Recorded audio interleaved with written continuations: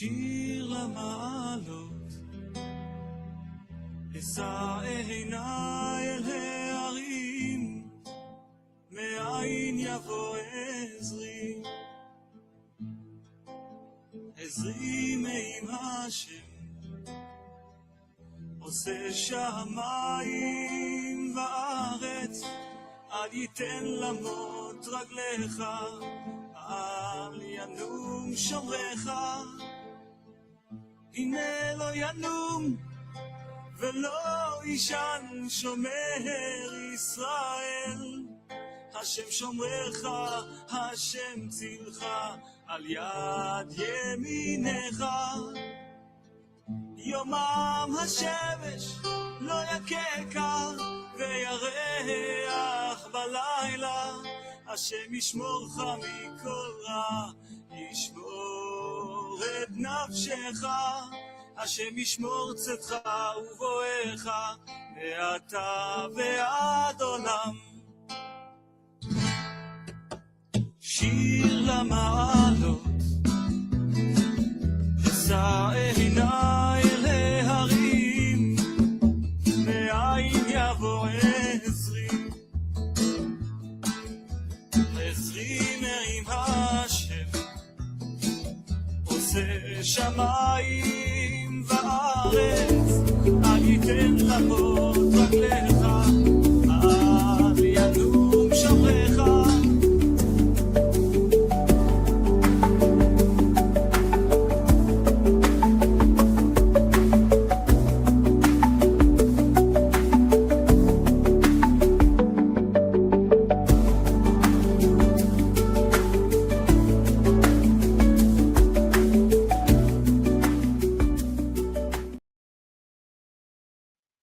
Shalom, everybody. Shabbat Shalom, and welcome to this week's World Alliance of Qara'im Torah study.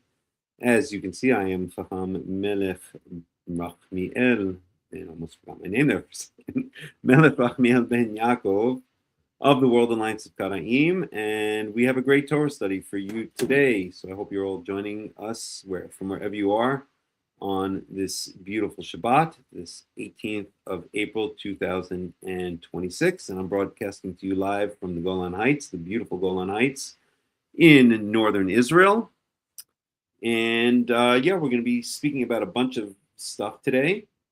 And so I'll give a kind of update on where I see the state of Karaitism based on my experiences here in the Golan Heights. So I live in a city here in the Golan Heights, and pretty much everybody in the English-speaking community, at least at this point, or at least a lot of the English-speaking community, knows my nitiot, knows my tendencies regarding Karaitism. So I belong while we're building up, or until we've built up an actual Karaite community.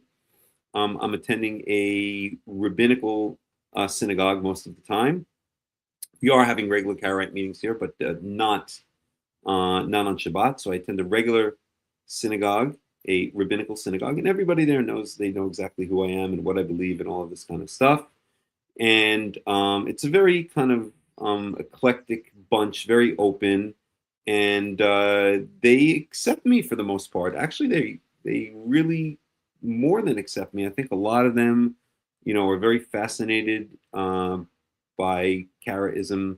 They're very fascinated by the Tanach-only approach. A lot of these people are brainwashed, just as when I first got back into Judaism. So I grew up, many of you know my story already, but I grew up in a conservative Jewish home in the suburbs of New York. Went to Hebrew school, ate bagels and lox, went to synagogue on Rosh Hashanah, and sometimes I was dragged there by my father on Shabbats, but I just never connected to it, and I completely left it pretty much after my bar mitzvah when I was 13 years old. And then many years later, for various reasons, I started getting interested in religion and Judaism, and eventually Judaism again. Found my way back, moved to Israel in 1993, and I didn't know anything. I mean, I shouldn't say anything, but I knew very, very little about Judaism. I only knew what I had been taught in Hebrew school, which was essentially 3 times a week, 2 hours a day. It was just, religious after school instruction, which was very little. And whatever little I'd known, I pretty much forgot. I didn't know how to speak Hebrew. I knew a couple of scattered words here and there. I remembered how to read Hebrew, thank God, but, remembered some basics, but really not much more than that. And so when I came to Israel, I wanted to learn more about Judaism. That was the reason that I came to Israel.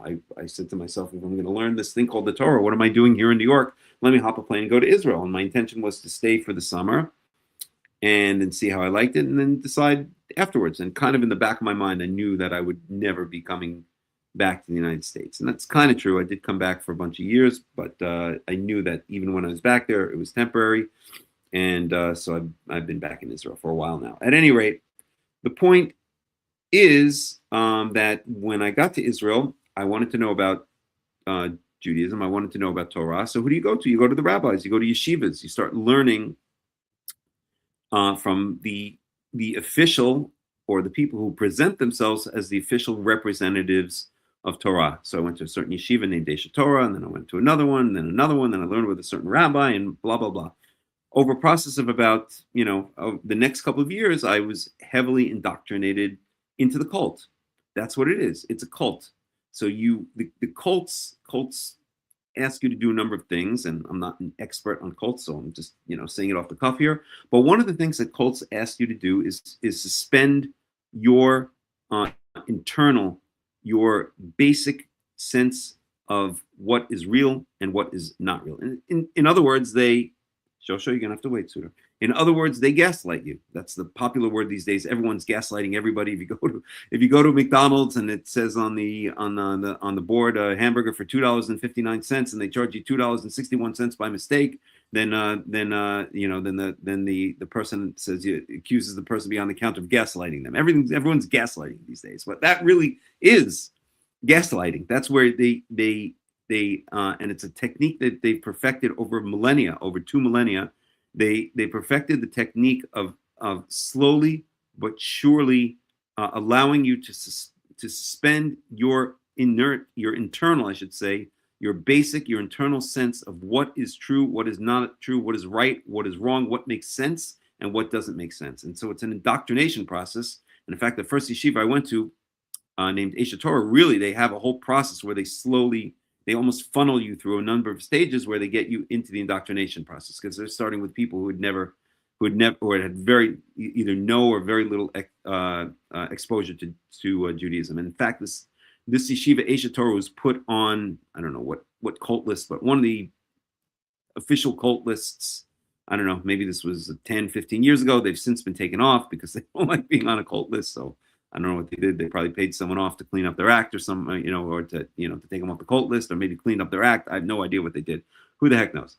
At any rate, the point is you get indoctrinated into the system, and suddenly, as the rabbis like to say, if the rabbis tell you left is right and right is left, believe them, and that's what you start doing. You start suspending. You get so indoctrinated into the system, and you start thinking. You start getting so used to thinking in this distorted way, or start getting used to suspending reality, suspending your basic sense of reality, that it's after a couple of years, I won't say for everyone, but for some people, for many people, it's already too late. You're already inducted into the cult. You're already indoctrinated into the cult. You'll already believe whatever the cult tells you to say. If the cult tells you that left is right and right is left, you'll believe it. If it tells you that war is peace and peace is war, you'll believe it. Right? It's like 1984 level. It's like 1984 style indoctrination. It really is. So I was at somebody's house last night for Shabbat meal. I shouldn't say Shabbat meal because I'm actually fasting. So for the past 7 days, this is my 7th day I've been fasting. I've been drinking only water, coffee, and tea. And I'm ending the fast in another 2 days. So I'm fasting tomorrow and Monday, and then I'll start eating it again on Tuesday. At any rate, so I was at somebody's house for the Shabbat meal, drinking tea and smelling the meal, but not eating it. And so we started having, this is one of the people in the community here that I have regular discussions with about Karaism. And I started speaking to him about Karaism and Judaism. And he always likes to engage these conversations. And he said something like, I'm trying to remember his exact words. Right. He said, the world is irrational. This is why I believe in, I kid you not, you can't make this stuff up. Hold on a second. I'm just going to turn on the light here.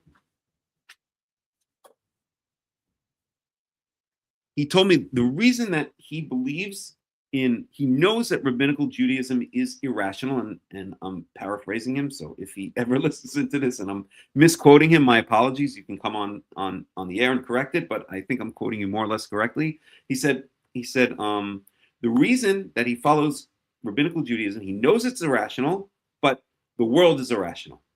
That's why I follow rabbinical Judaism. I know it's irrational, but the world is irrational. That is his justification. That's his rationalization. That's his explanation for following it in something which he admittedly says is irrational. And he says, and then he gave me the example of pi. Pi is an irrational number. You can't express it as A over B. In fact, it's a transcendental number, not an irrational number, but that's another story. And, we all know things in the world that have happened that are completely irrational, that can't be explained. So the world is irrational, and I follow rabbinical Judaism. And the other reason he said is that's what my father followed. So I follow it because my father followed it. And I said, yes, your father followed it. But if you go back far enough to the beginning rabbis, their fathers did not follow it. So yes, you're following your father who who is following his father, who, if you go back far enough, was following someone who was veered off the correct path onto this distorted version, onto this, as by his own admission, this irrational version of Torah. So he asked me, do you think the world is rational? Do you think God is rational? I said, yes, 100% the world is rational, 100% God is rational. We may not understand his reasoning for things, but of course the world is built on ration and logic, and maybe logic's the wrong word, but on the rational thinking of Yahweh. And so if we ever read the Torah, and then I further said to him, if you read the Torah, the actual words of the Torah, without the rabbis, without the rabbinical interpretations, if you read the words of the prophets, you'll see they're very direct, they're very logical, they're very rational. These are messages that are direct to the people. There's nothing confusing about them. There's nothing irrational about them. There's nothing crazy about them. And then you go over to rabbinical source. So I was learning, okay, here we go. I was learning today with another friend of mine here in the community, and he loves to learn midrash. So we learned midrash. Okay, I'm probably going to get this a little bit wrong, and I'm not going to go look it up right now, as to why. So it says that after Amnon, if you know the story of Amnon and Tamar, they were both sons of David. Amnon had a serious crush on his half sister Tamar, who was a full sister of Absalom, and Absalom ends up later killing Amnon. At any rate, so Amnon ends up essentially raping Tamar, and then after he rapes her, this is in the Tanakh. This would be in, I guess it's going to be in Shmuel Bet, if I'm not mistaken. Am I correct on that? Shmuel Bet? Yeah, Shmuel Bet probably. Anyway,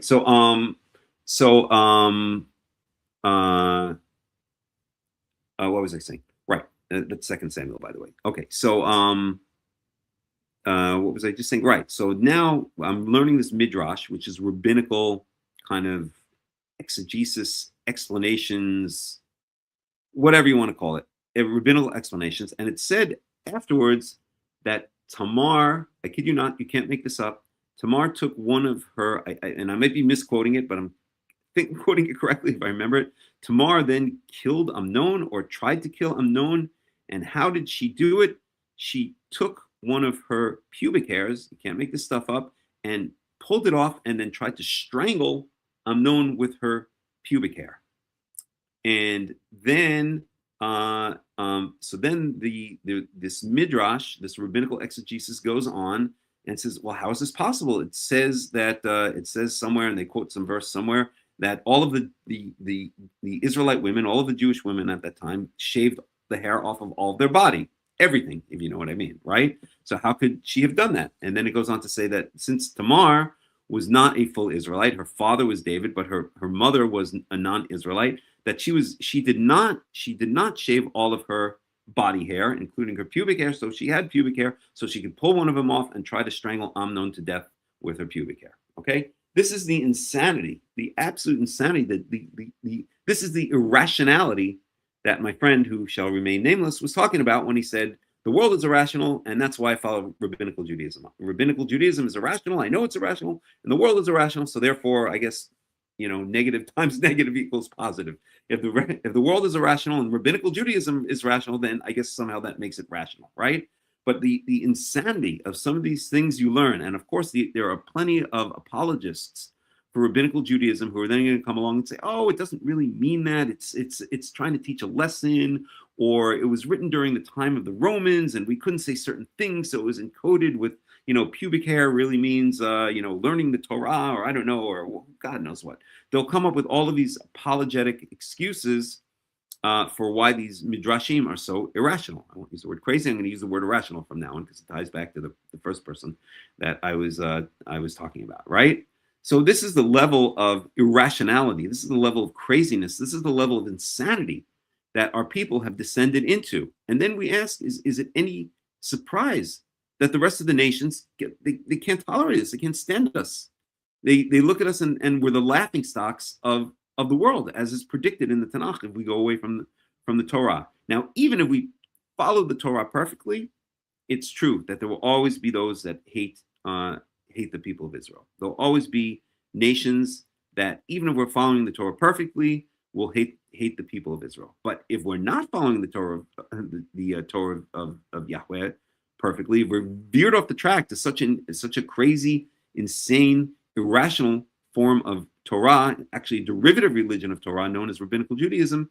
Then what chance do we have? Then we can't even distinguish between those nations that actually would love us if we were following the Torah correctly, and those nations that even if we were following, that would love us, and those would hate us even if we were following the Torah correctly. In other words, Rabbinical Judaism is a major source of anti-Semitism in the world. It's one of the main reasons, perhaps the main reason, no, not perhaps, the main reason that the other nations hate us is because of Rabbinical Judaism, because our nation, 2,000 or so years ago, veered off the course. We'd already veered off the course many times before, but this is the longest time we veered off the course. We veered off the course, followed this up and coming, this new Greek influenced, Roman influenced, Zoroastrian influenced sect known as the Pharisees, which took us far away from the Torah, instituting or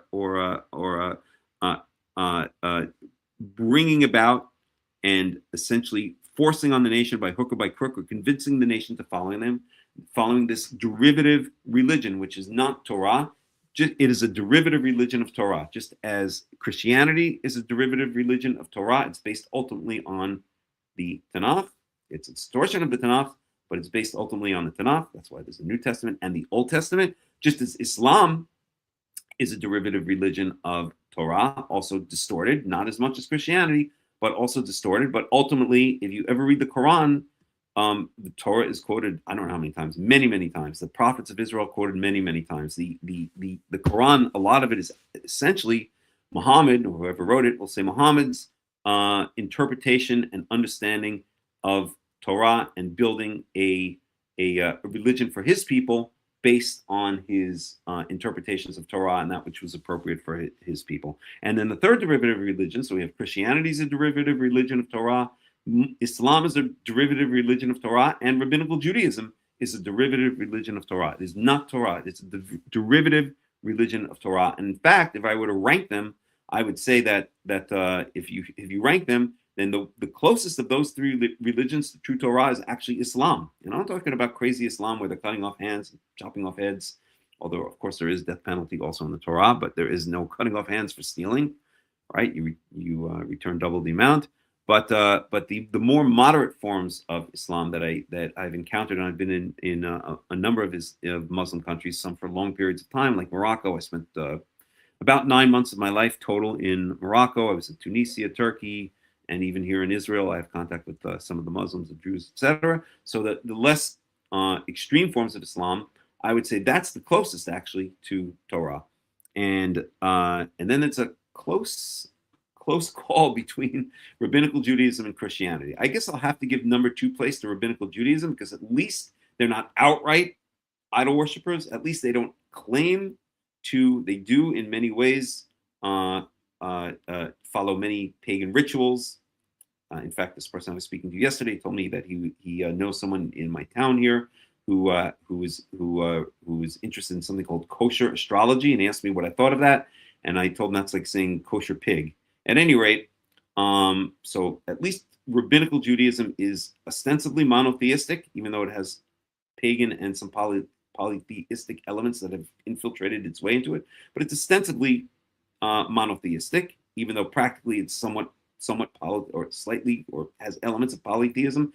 And Christianity also claims to be monotheistic, but because of the Trinity, it's not monotheistic. It's polytheistic, right? Even though 3 is 1 and 1 is 3 and all that kind of crap.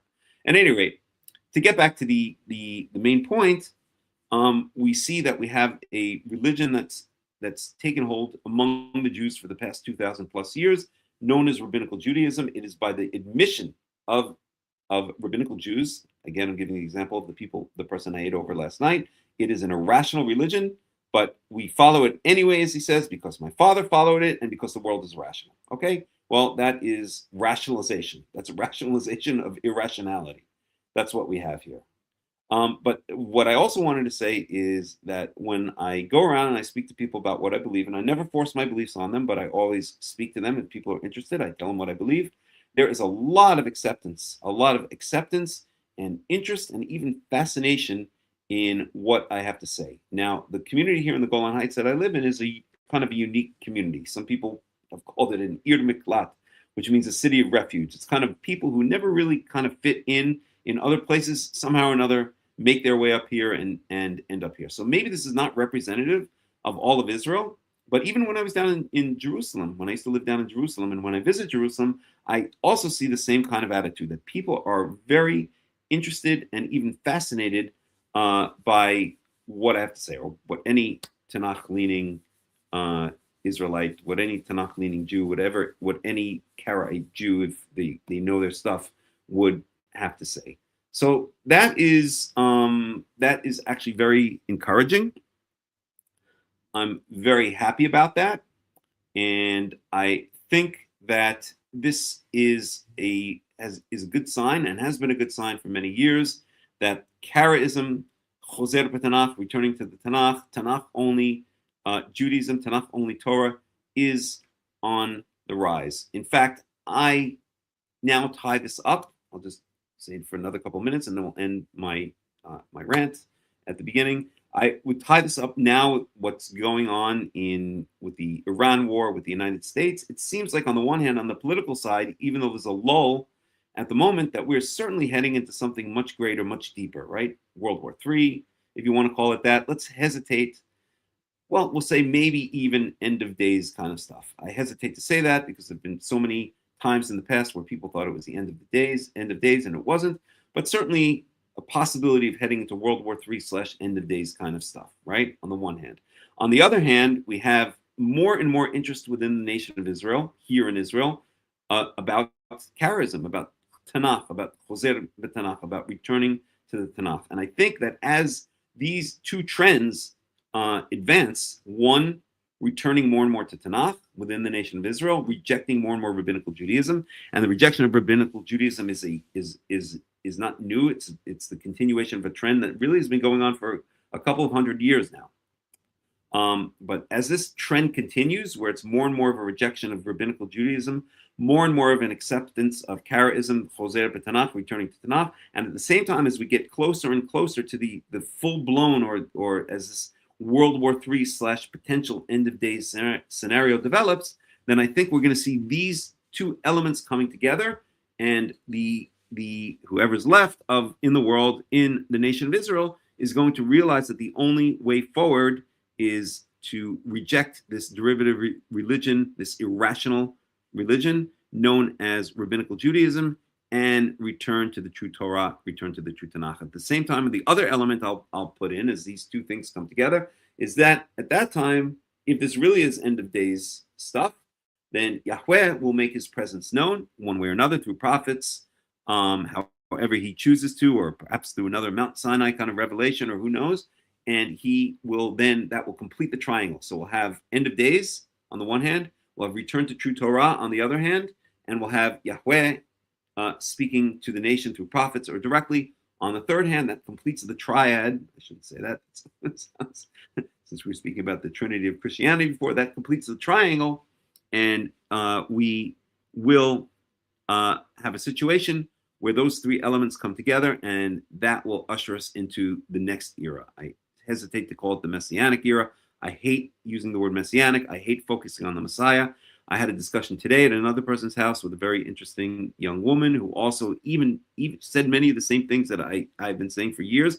And one of the things she said is that Christianity focuses on a Messiah and on a man. We should not be focusing on a Messiah and on a man. We should be focusing on the return of Yahweh, on the return of God to the earth, and to reconnect with the children of Israel and all of humanity. So I won't call it the Messianic age. I'll call it the next era. Let's call it the era of Yahweh, or the era of reconnection with Yahweh.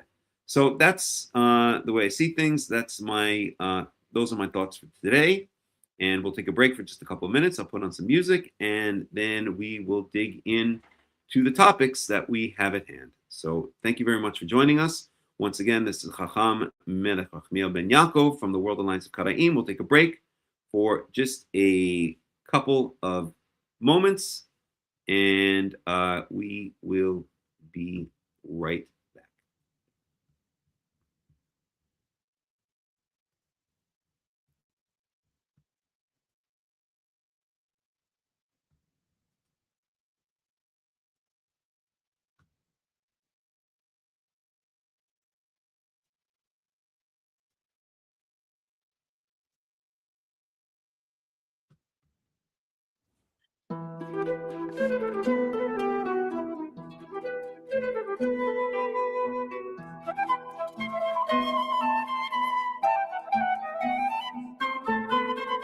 Abraham vino, Padre querido, Padre bendito, luz de Israel.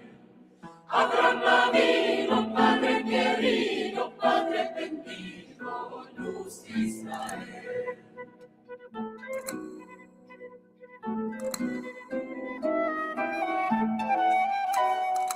Cuando el rey Nimrod al campo salía, vino en el cielo y en la estrellería, viendo santa en la judería, que había de nacer Abraham vino,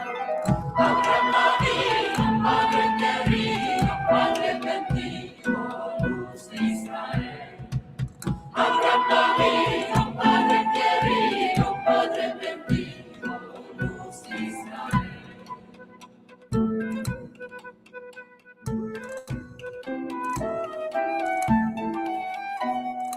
La mujer de Tera, Benana, día en día, ella preguntaba, ¿qué tiene la cara tan demonada? Ella ya sabía el bien que tenía. Abraham vino, Padre querido, Padre bendito, luz de Israel. Abraham vino, Padre querido, Padre bendito, luz de Israel.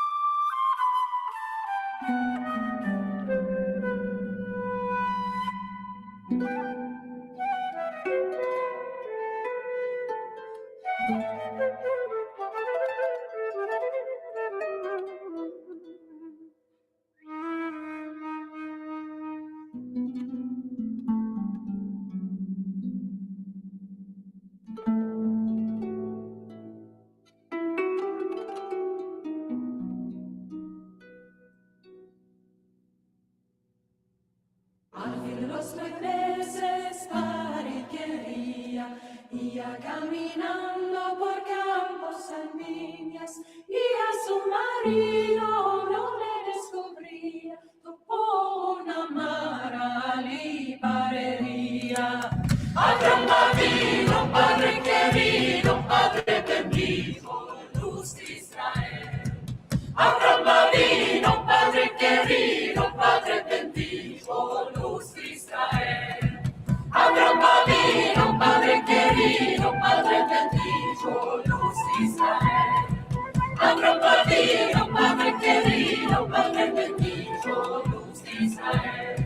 Abraham vino, Padre querido, Padre bendito, luz de Israel.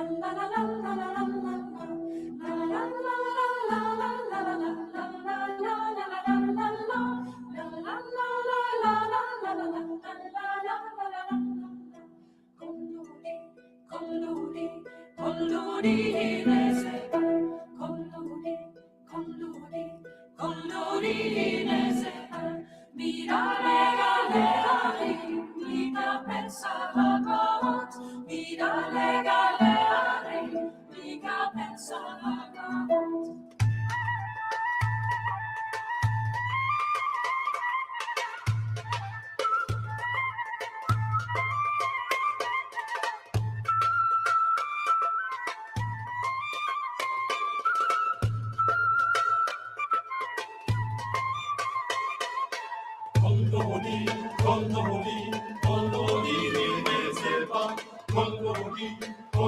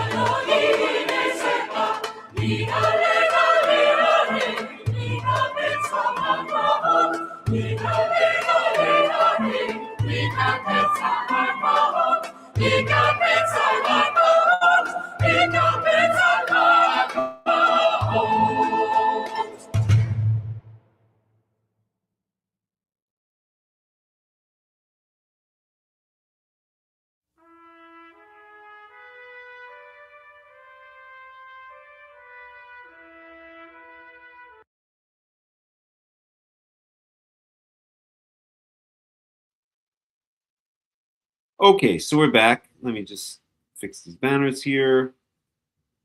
This goes up and that goes down. Okay, so we're back. And I did want to speak today about, I wanted to do a little bit of biblical archaeology. I wanted to talk about the Melech inscriptions. But I think, excuse me, I think we're going to save that for next time because it is getting kind of late. And in previous Torah studies, we haven't always had time to get directly into the Torah itself. So I think what we're going to do is we're going to save the Melech inscriptions for next week, hopefully. And we're going to dig right into Zechariah chapter 8. Remember, we've been learning Zechariah. Before that, we learned Malachi.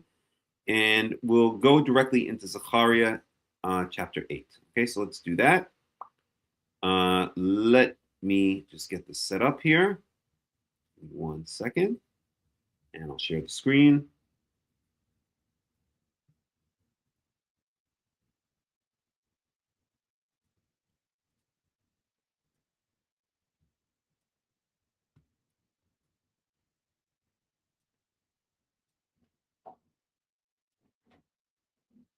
Okay, so hopefully you guys all see the screen.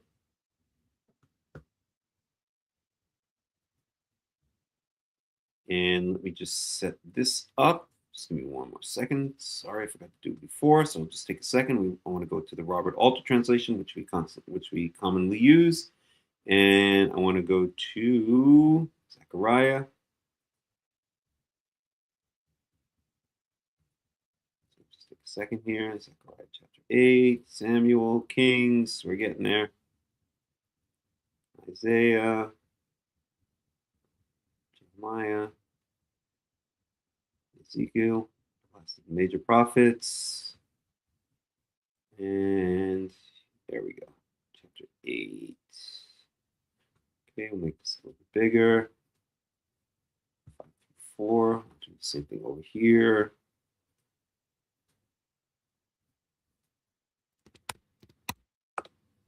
And we're in Zechariah chapter 8. Okay, so we've got a translation, we've got a commentary to refer to when and if we want to, but we're going to dig in, of course, as we always do, in the Hebrew. So again, what I like to do is I like to give a bit of context. So last week, we read through, we understood, we studied Zechariah chapter 7. So let's read it through very fast, very quickly in the English, and then we're going to dig into Zechariah chapter 8. So this is chapter 7. Again, I hope you guys can see me here. I'm sure you can. Yes, just checking. And we have, in the 4th year of King Darius, the word of Yahweh came to Zechariah on the 4th day of the 9th month, in the month of Kislev. The people of Bethel had sent Sharezer and Regem Melech together with their men to entreat Yahweh by asking the priests of the house of Yahweh Almighty and the prophets, should I mourn and fast in the 5th month as I've done for so many years? And we discussed about this fast in the 5th month. We discussed about that's a mourning for the destruction of the first temple, which occurred approximately 70 years earlier, when the Babylonians destroyed the first temple in 586 BCE, and Jeremiah at the time predicted that there would be an exile of 70 years. So now it's approximately 70 years later, and all this time the Jews have been mourning in the 5th month to commemorate or to mourn over the destruction of the temple, which is stated, as we saw, in 2 different dates, and it's the dates are given at the end of the book of Jeremiah and at the end of the book of 2 Kings. In Jeremiah, it says on the 10th day of the 5th month, on the end of the 2nd book of Kings, it says on the 7th day of the 5th month. We won't get into that discrepancy now, and the rabbis, of course, follow neither of those and follow it on the 9th day of the 5th month, but that's a whole other story in and of itself. At any rate, so people came to ask Yahweh if they should continue fasting, because at this point now it's the return is happening. Zechariah is prophesying at the time of the return to Judea, and they want to know if they should continue fasting. Then the word of Yahweh Almighty came to me: ask all of the people in the land of the priests, when you fasted and mourned in the 5th and 7th months for the past 70 years, was it really for me that you fasted? And when you were eating and drinking, were you not just feasting for yourselves? Are these not the words of Yahweh that Yahweh proclaimed through the earlier prophets when Jerusalem and its surrounding towns were at rest and prosperous, and the Negev and the western foothills were settled? And the word of the Lord of Yahweh came again to Zechariah. This is what Yahweh Almighty says: administer true justice, show mercy and compassion to one another. Do not oppress the widow or the fatherless, the foreigner or the poor. Do not plot evil against each other. But they refused to pay attention. Stubbornly, they turned their backs and covered their ears. They made their hearts as hard as flint and would not listen to the law or to the words of Yahweh Almighty had sent by his spirit through the earlier prophets. So Yahweh Almighty was very angry. When I called, they did not listen. So when they called, I would not listen, says Yahweh Almighty. I scattered them with a whirlwind among all the nations where they were strangers. The land they left behind them was so desolate that no one traveled through it. This is how they made the pleasant land desolate, right? So should we fast? You know what? You were never fasting. It was never a fast from the heart. You were never doing it for me, right? You were fasting for yourselves. And when you ate, you were eating for yourselves. And what I would have preferred is if you would listen to the old prophets before I'd kicked you all out, when the towns were at rest and prosperous, and you would show mercy and compassion to each other, not oppress the widow, the fatherless, the foreigner, or the poor, and not plot evil against each other, right? You didn't listen to me, so I didn't listen to you when you called out to me. You're gone. So in other words, I don't care so much about your fasting. I care more that you're moral people. And if that doesn't represent the difference between true Torah and rabbinical Judaism, I don't know what is, right? Rabbinical Judaism is so focused on ritual and tradition and all kinds of, things you have to do, prayers you have to say at certain times, and rituals you have to do at certain times. You wake up in the morning and you say a certain prayer, and then you wash your hands with a certain amount of times on each hand, and the discussion as to how many times on each hand how many times you wash each hands, and so on and so forth. So this is like the fasting, right? It's ritualistic, it's legalistic. And what Yahweh really wants is just for us to be good people, just to be good people. And it's interesting because I had an interesting discussion with someone about a week ago, also here in the community. Again, they're always asking me about Karaism, because whether they, at the end of the day, agree with it now or not, they're very interested in it. And they said, well, we were talking about, I said, you don't have to put on tefillin on phylacteries. You don't have to separate meat and milk. You don't have to, say certain prayers at certain times. You don't have to, say the Shema, the prayer, the phrases from Deuteronomy chapter 6 and other places in the morning and in the evening. So then the person said to me, well, as a Karaite, then what do you have to do? And you know what? I'd never thought about it that way before. And I sat and I thought about it, and I said, not much. Just be a good person. That's all you have to do. Yes, of course, there are other things. We're not supposed to eat certain types of food. And of course, we have to follow the Chagim. We have to celebrate the Chagim on their right day. But other than that, there's really not that much that we have to specifically do. A lot of the laws of the Torah are laws of the land, right? What happens if you, if you steal, or if you,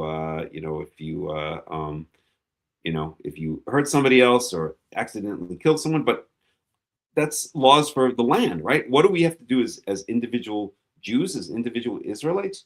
Not that much, besides just being good people. Do not murder, do not steal, do not bear false witness, and so on and so forth. And at that moment, I always realized it, but it was just it came to me like a ton of bricks, that so much of what is Judaism, so much of what we consider Judaism today, so much of what is rabbinical Judaism is just all of these is just ritualistic and legalistic, ritualistic and legalistic, junk stuff that the rabbis have instituted. You don't realize to what degree that's the case, but it's to a huge degree. And when you take away all of these rabbinical additions, when you take away all of these rabbinical distortions, all of these rabbinical traditions, all of these rabbinical ritualistic activities, then honestly, there's not that much left to do except be a good person, which is the whole idea of the Torah in the first place. And if you think about it, in ancient Israel, they weren't walking around putting on tefillin and praying 3 times a day and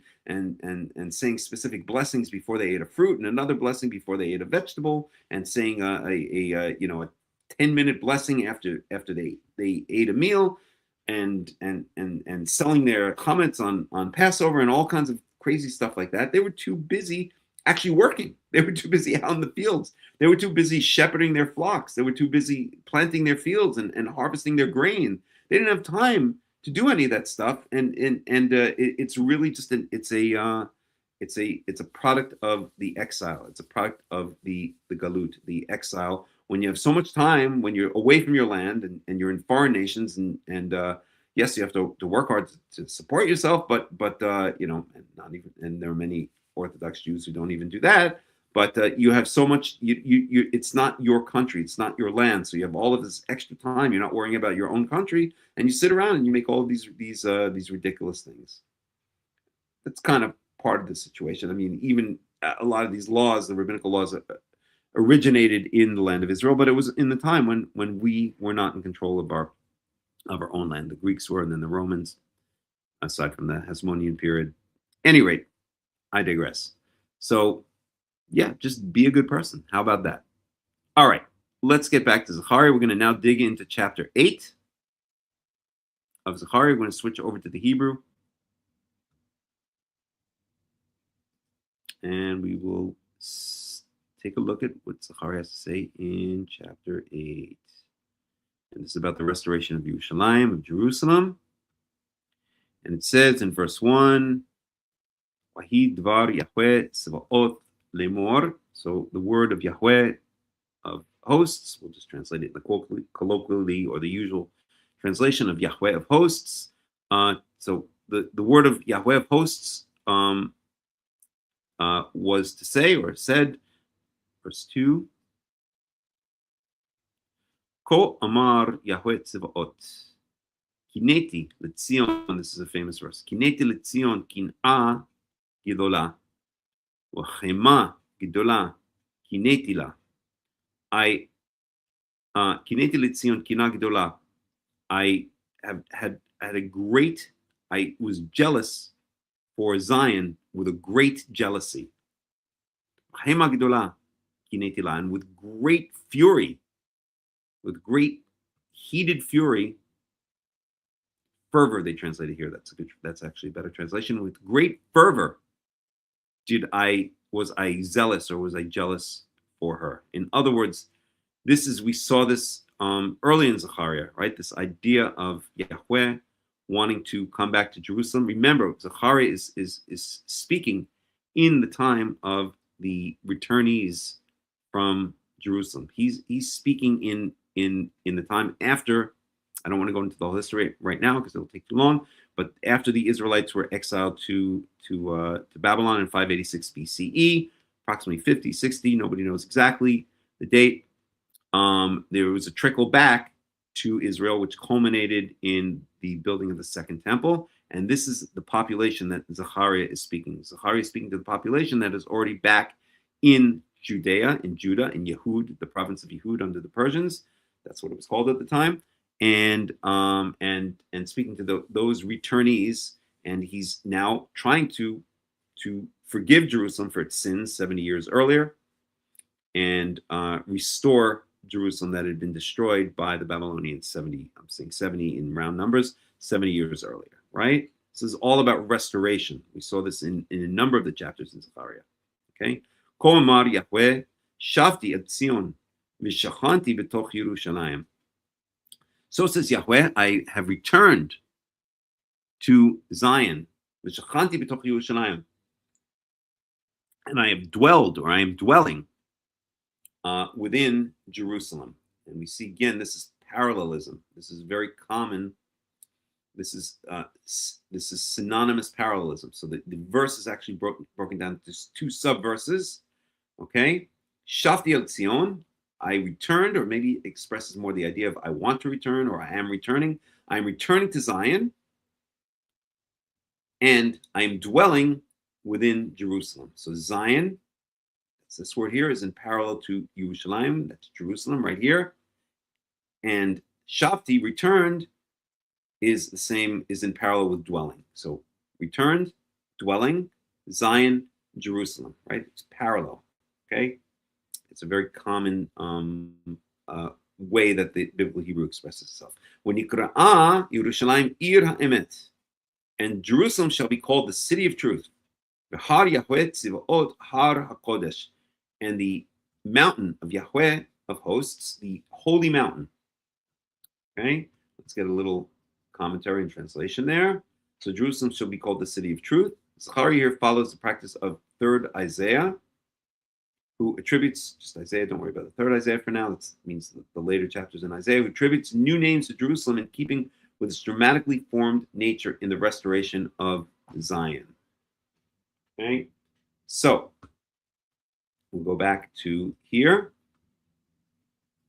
So in verse 4, so Ko Amar Yahweh Tzivaot Od Yeshvu Zekainim. This is also, these are all very famous verses. Od Yeshvu Zekainim Uzkainot Berechovot Yerushalayim V'ish Mish'anto Biado Merov Yamim. So says Yahweh of hosts. Once again, old people, old men and old men and old women will sit down along the streets. In other words, sit down not on the streets, but on benches, shall we say, sit along the streets of Jerusalem. And men with their walking sticks in their hands, who have their walking sticks in their hands because they are so old, because they're so advanced in age, literally from an abundance of days. Okay, and verse 5, also another beautiful verse. And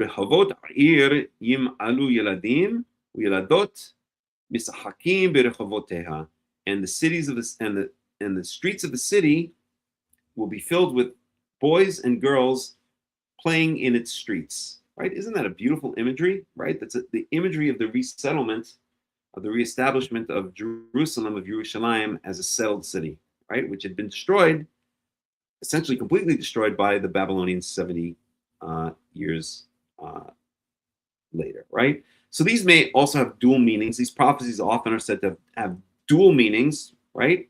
One for the restoration at that time, 70 years later after the exile to Babylon, and also as perhaps representing, maybe if not directly, but also maybe they may actually be speaking about dual times, but representing end of days prophecies, right? That old people, old men and women will be walking through the streets and sitting on the benches, and boys and girls will be playing in the streets of Jerusalem. It's going to be resettled, right? And we see this today.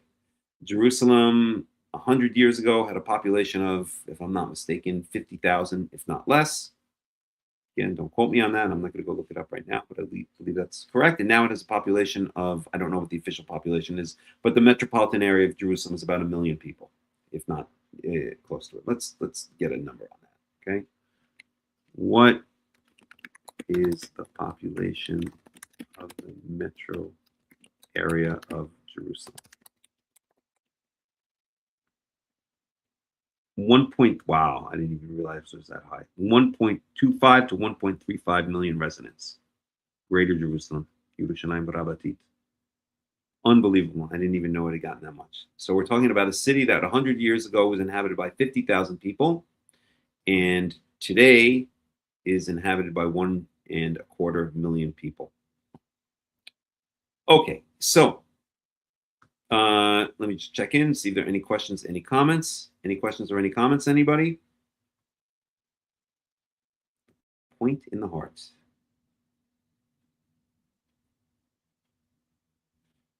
נסו לתת שיעור אך ורק בעברית. אני עושה לפעמים שיעורים בעברית, אבל השיעור הזה זה באנגלית, אוקיי? אני מצטער. תנסה כמה שיותר להבין את האנגלית שלנו. Okay, so,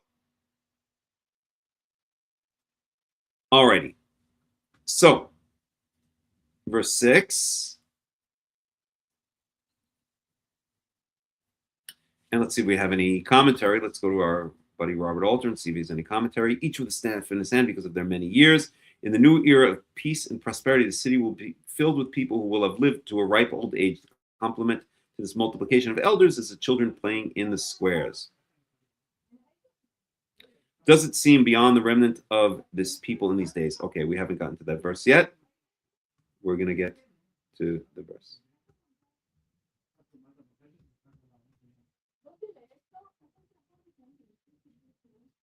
Okay, so we're in verse 6. Ko amar Yahweh Tzibaot, ki yipaleh be'enei she'erit ha'am hazeh b'yamim hahem, gam be'enei yipaleh ne'um, gam be'enai yipaleh ne'um Yahweh Tzibaot. So says Yahweh of hosts, if this thing seems too wondrous, seems impossible in the eyes of the remnant of these people in those days, in those days, also in my eyes, it seems wondrous, it seems unbelievable, says Yahweh Tzibaot. All right, let's get a little bit of understanding of that. Let's get a translation first of all. Go to verse 6 here. Thus says the Lord of armies, does it seem beyond the remnant of this people in these days? So it would be beyond me, said the Lord of armies.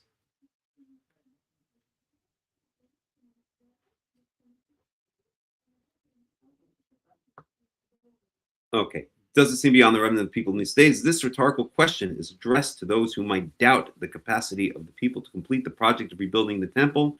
It is surely not beyond God to conceive such a consummation, and it should not be beyond the people. One might note that many scholars view the recurrent phrase, the remnant of the people, as a designation for those who remained in Judah after its conquest by the Babylonians. So what Robert Alter is saying here is that this is meant to be rhetorical. This is not meant to be an actual question. Let's read it again. This is verse 6. Ko amar Yahweh Tzibaot ki yipaleh be'enei she'erit ha'am hazeh b'yamim hahem gam be'enei yipaleh ne'um Yahweh Tzibaot. So if you people, okay, so I see what Robert Alter's interpretation is. I think actually that is correct. So if you people think that this is too great, or if you, the remnants of the people, think that this thing is too great, then I also would think that this is too great. In other words, since I don't think it's too great, you also should not think that this is too great a thing. Okay, you should believe that this is going to happen. All right, and that's verse 6. All right, let's go on to verse 7. Let me just check in to see if there are any questions or any comments. I don't see any right now. Okay, so verse 7. Ko amar Yahweh Tzibaot hineni moshi'a et ami me'eretz mizrach u'me'eretz mavo hashemesh. So verse 7 says, so says Yahweh of hosts, hineni moshi'a et ami, behold, I am redeeming, or I'm saving, I am redeeming, let's see how to translate here, save, redeem, I like redeem better. I am redeeming my people, me'eretz mizrach, u'me'eretz mavo hashemesh, from the lands of the east, the lands where the lands of the west, literally where the lands where the sun comes down, or comes into. Okay, there's this. I won't go into detail right now, but literally means the lands of the coming of the sun. So what is the coming of the sun? There's a point of view, or should I say a phrase that's used a lot to describe the sunrise and the sunset. The sunrise is described as the going out of the sun, and the sunset is described as the coming in of the sun. And that's because the way we see it from Earth, right? And the way the Israelites see it. So a lot of people will criticize this for saying, oh, the Israelites didn't know that the ancient Israelites didn't know that the Earth turned on its axis and thought that the sun was the one that was moving around the Earth. No, that's not necessarily true. The Torah, even already going back to Genesis 1, is describing things from the point of view of the way we see it here on Earth, right? So we're standing on the Earth. It looks like the sun is coming up and the sun is going down. In fact, we call it sunrise and sunset, right? We don't call it Earth turn and Earth turn more or something like that. We call the sunrise because from our point of view, we see the sun rising, and when the sun sets, from our point of view, we see the sun setting. From our point of view, it looks like the sun is moving. There's nothing wrong with that, right? So it's not a scientific statement, but it's the same thing here. So from me eretz mizrach me eretz mavo shemesh. So literally, what this means, I shouldn't even translate this as from the lands of the east. This really means the lands of the rising of the sun and the lands of the setting of the sun. The sun, the where the sun comes into. מה? אני יכול לנסות, אני באמצע שיעור, אני אעשה שיעור אחר. אני אנסה כמה שיעור, אוקיי? אוקיי, והבאתי אותם, verse 8. Where were we? Okay, so verse 7 here. And let's get a little bit of commentary here from Robert Alter. So I'm about to rescue my people from the land of the east. The plausible inference from these words is that a substantial population of exiles from Judah remained in Babylon after Cyrus's decree permitting return, and this seems historically very likely. The land of the sunset is added to convey the sense everywhere. Okay. Influence of blah, blah, blah, blah, blah. Okay, we're not even going to get into that. Let's go into the next verse here. So we're now in verse 8. Verse 8. Viveti otam v'shachanu b'tok Yerushalayim, and I will bring them back, and they will dwell within Jerusalem. V'hayu li la'am, and they will be for me a people. V'ani e'el lahem le'elohim be'emet u'b'tzedakah. Okay, they will be for me a people, and I will be for them as a God in truth and in justice. Right. So it's talking about the return of the people of Israel to Yahweh, and talking about the return of Yahweh to the people of Israel. All right. So it's all about this restoration of Yerushalayim, the ingathering of the exiles from the land of the east, where it says Me'eretz Mizrach Haaretz, right, from the land of the rising of the sun, or the lands of the east. That's speaking about Babylon, which at this point was now Persia. Okay, so that's what we're talking about. And there's a restoration, there's a reconciliation between Yahweh and his people Israel. Okay, all right. So we are now in verse 9.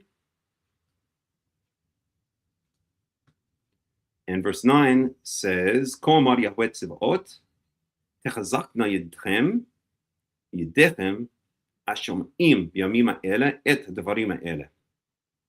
So says Yahweh Tzevaot, techazakna yedechem ashom'im b'yamim ha'ele et ha'davarim ha'ele.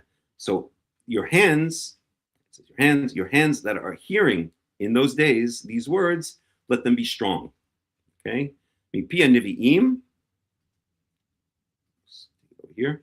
Mipi ha'nevi'im asher biyom yusad beit Yahweh tziva'ot ha'echal lehibanot. From the mouths of the prophets asher biyom yusad beit Yahweh tziva'ot ha'echal lehibanot. And from the mouths of the prophets who on that day it was established that the house of Yahweh of hosts will be built. All right, let's get a little bit of translation interpretation on that. So that's verse 9. Okay, and let's even get 8 to see what Robert Alter's translation is. Just to get throw another eye on it. So the Lord, thus says the Lord of armies, may your hands be strong. You who hear in these days these words from the prophets who are in the time the foundation of the house of the Lord of the armies was laid for the time. Oh, that's 8. That's exactly the one we want. Let's read this one again. And we are in 9. Okay, wait a second. Oh, I think it's numbering a little bit different. Okay. Thus says the Lord of armies. Second here. This label is 9 here, but it's 8 here. Thus says the Lord of armies, may your hands be strong, you who hear in these days these words from the prophets For in the time the foundation of the house of the Lord of armies was laid for the temple to be rebuilt. And we'll get a little bit of commentary on that. Okay. May your hands be strong. These words, which will be repeated in verse 12, are an exhortation to those engaged in the arduous effort of rebuilding the temple.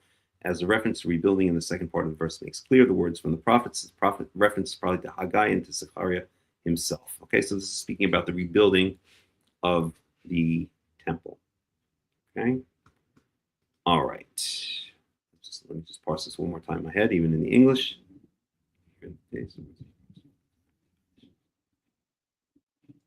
Right. Okay. Got it. Okay. So let me just check in and see if there are any Shabbat Shalom. Shabbat Shalom, everybody. Shabbat Shalom. Okay. All right. So up to verse 10.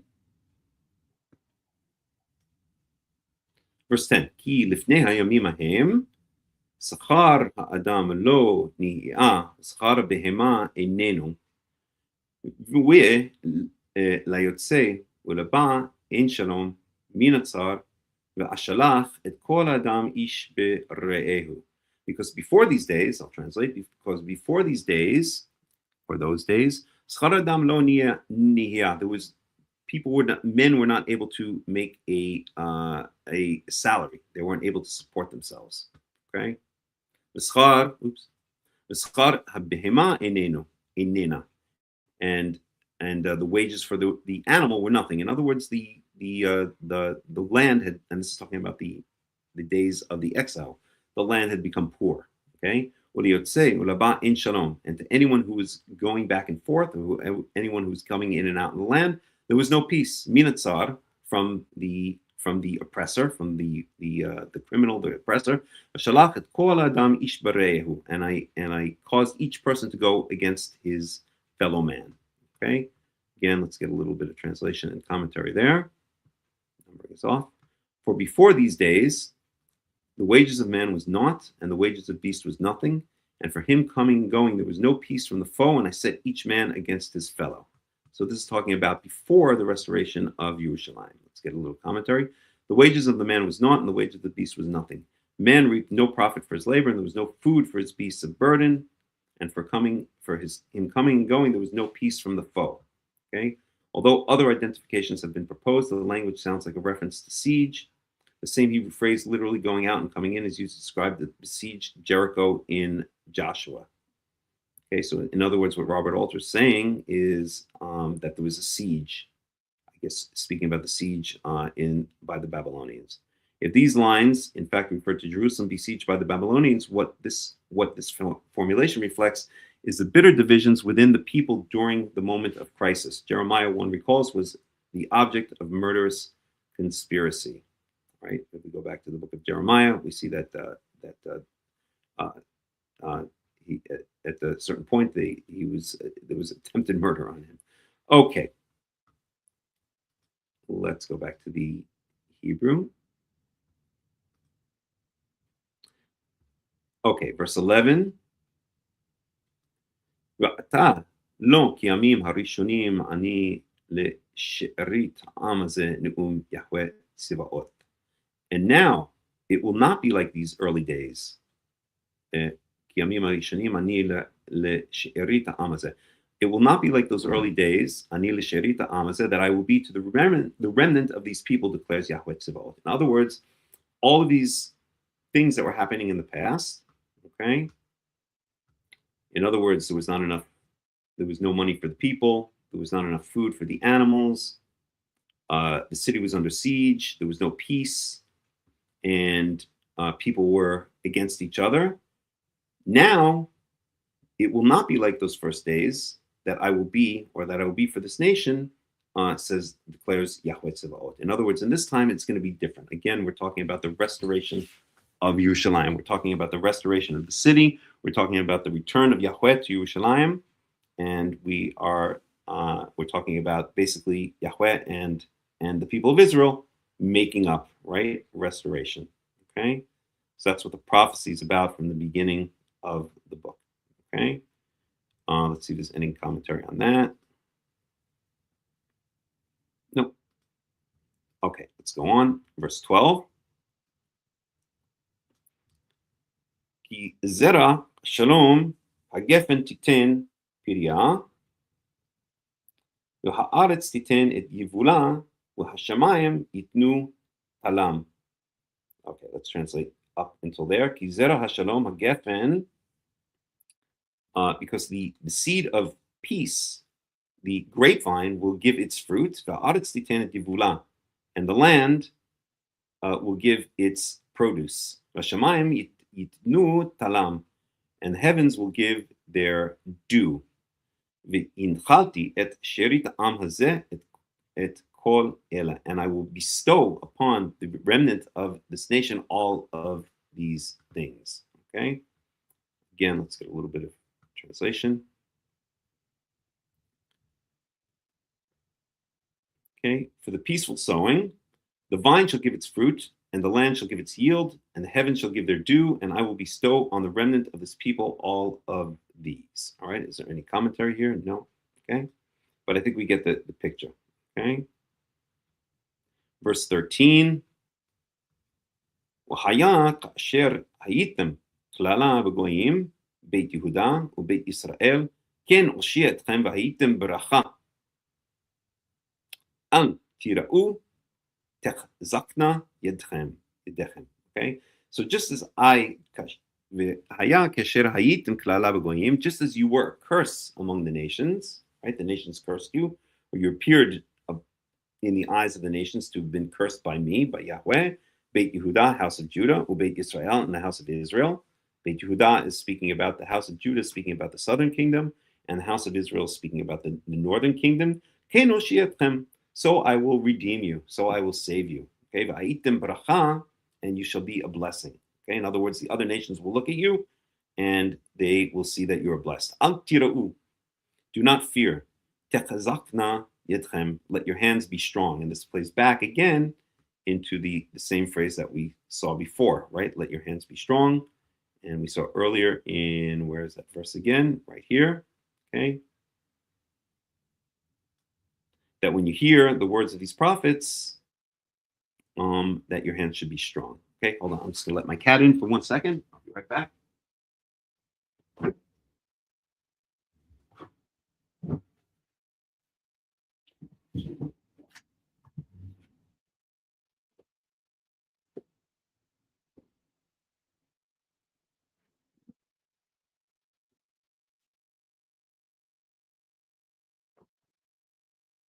Come, Shosho. Come, baby. Come. Come.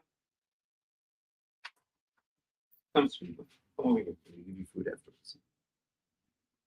Okay. All right. Any questions, any comments so far? We know God by living His Torah. Shabbat Shalom, Vanya. Okay. Okay, sweet. My cat wants to say hi. Hold on 1 second. Okay. Okay. I want to say hi to everybody. This is Hakham Shoham. Say hello, Hakham Shoham. We also have Hakham Lavi, and that's Hakham Shoham. Okay. So where were we? Okay, we're in verse 14. Verse 14, Kiko Amar Yahweh Tzevaot, because so says Yahweh of hosts, Asher Zamamti Lehareah Lachem, Yatzif Avotechem Oti, Amar Yahweh Tzevaot Velo Nichamti, so says Yahweh of hosts, just as I was determined, or I'd planned to do bad things to you, to punish you essentially, to do evil to you, to do unpleasant things to you, because your forefathers, your fathers infuriated me. Again, talking about the generation, the previous generation, or the generation of the exile, the generation of when Jerusalem was conquered by the Babylonians. Amar Yahweh Tzevaot, says Yahweh of hosts, Velo nichamti, and I did not relent. Right, there was a long process by which Yahweh tried to send the prophets out and tried to return Israel to the Torah, and Israel did not relent. They went in their evil ways, they went in their evil steps, and eventually Yahweh made a decision. That's it. I'm not relenting anymore. I'm going to destroy Yerushalayim.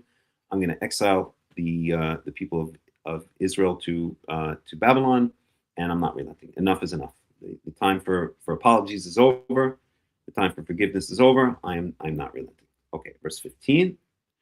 Ken shavti zamamti biyamim ele lativ et Yerushalayim ve'et Beit Yehuda al tira'u. So I've returned, and I'm now making plans, or I've now planned in these days to do good to Jerusalem and to the house of Judah. So do not fear, right? So we see parallelism here again, okay? In the past, he had made plans to do bad things because of the anger that generation, the way that generation angered him, and he is not relenting, okay?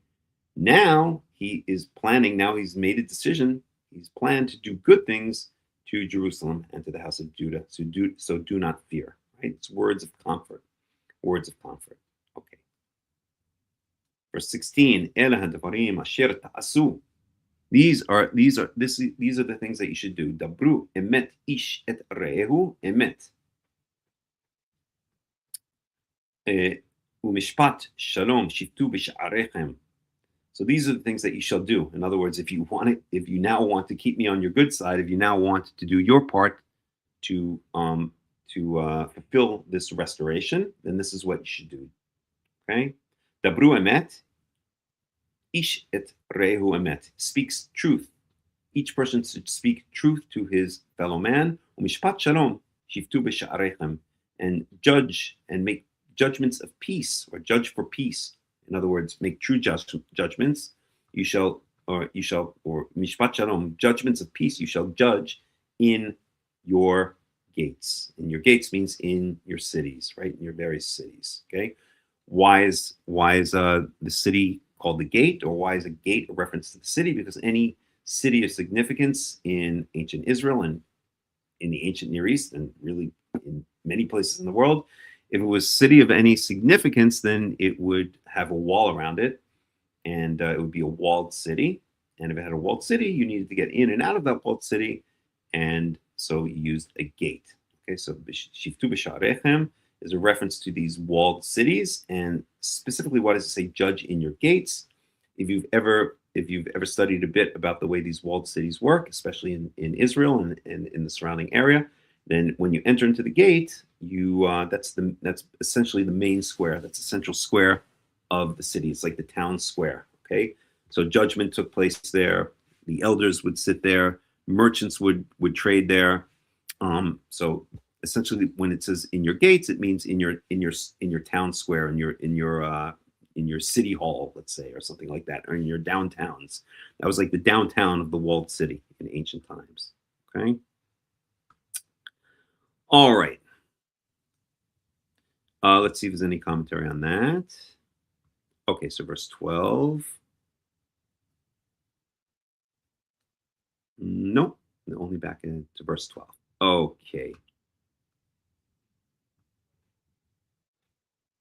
Verse 17. So we did verse 16, we did verse 17. Are there any questions, or are there any comments so far? Anybody? Are you guys enjoying the study so far? I hope so. And after this, we're going to go into Leviticus chapter 25. Okay, so if you have any questions or any comments, please let me know. Okay, verse 17. Ish et ra'at re'ehu al tachshavu b'levavchem u'shvuat sheker al te'ehavu ki et kol ela asher saneti ne'um Yahweh. Ish et ra'at re'ehu al tachshavu. Do not think evil towards your fellow man in your hearts. B'levavchem u'shvuat sheker al te'ehavu. And do not make false oaths. In other words, when you make an oath, the idea of an oath in the Torah and the Tanakh is you make an oath in the name of God. I'm not going to say that name of God right now because it would sound like I'm making an oath in his name. But if you make an oath in God's name, you would say, as God, using the actual name, lives, I promise I will give you $100 next week or something like that, right? So if you make that oath in the name of God, then it should not be a false oath, right? It should not be an oath that you then do not fulfill. Okay, so do not love, do not desire false oaths. Ki et kol ela asher saneti ne'um Yahweh, because all of these are all things which I hate, and I have hated, declares Yahweh. All right, verse 18. Wahi devar Yahweh tzevaot elai lemor, and the word of Yahweh of hosts was upon me to say, Ko amar Yahweh tzevaot, tzom harivi'i, v'tzom hamishi, v'tzom hashvi'i, v'tzom asiri, ye'eh lebeit Yehuda lesason v'simcha, u'lemoadim tov'im, wa'emet, wa'hashalom havu. Okay, so says, and this is going to harken back to the previous chapter that we learned last week, but let's translate it.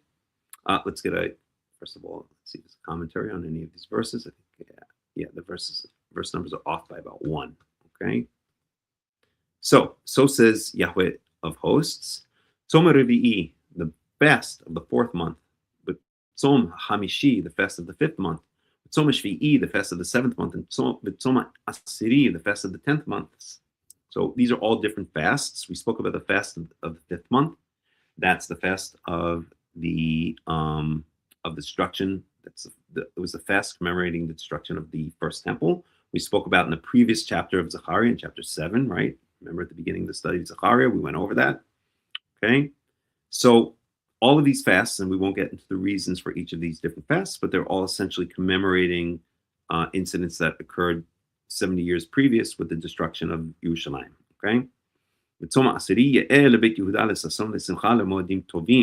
so they will turn for the house, or they will be for the house of Judah as happiness or rejoicing and happiness and good days, modim tovim, good holidays to remember good. But emet wa shalom ehavu. And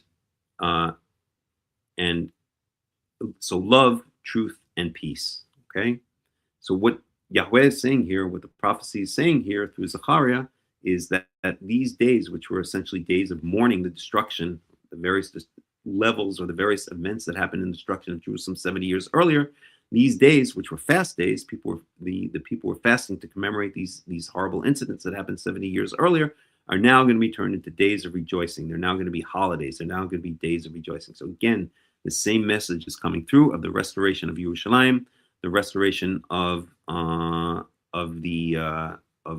the return of Yahweh to the people of Israel, and the return of the people of Israel. Hopefully, right? He's admonishing them, or kind of saying, pleading with them to please do the right thing, so that this restoration, this reconciliation takes hold.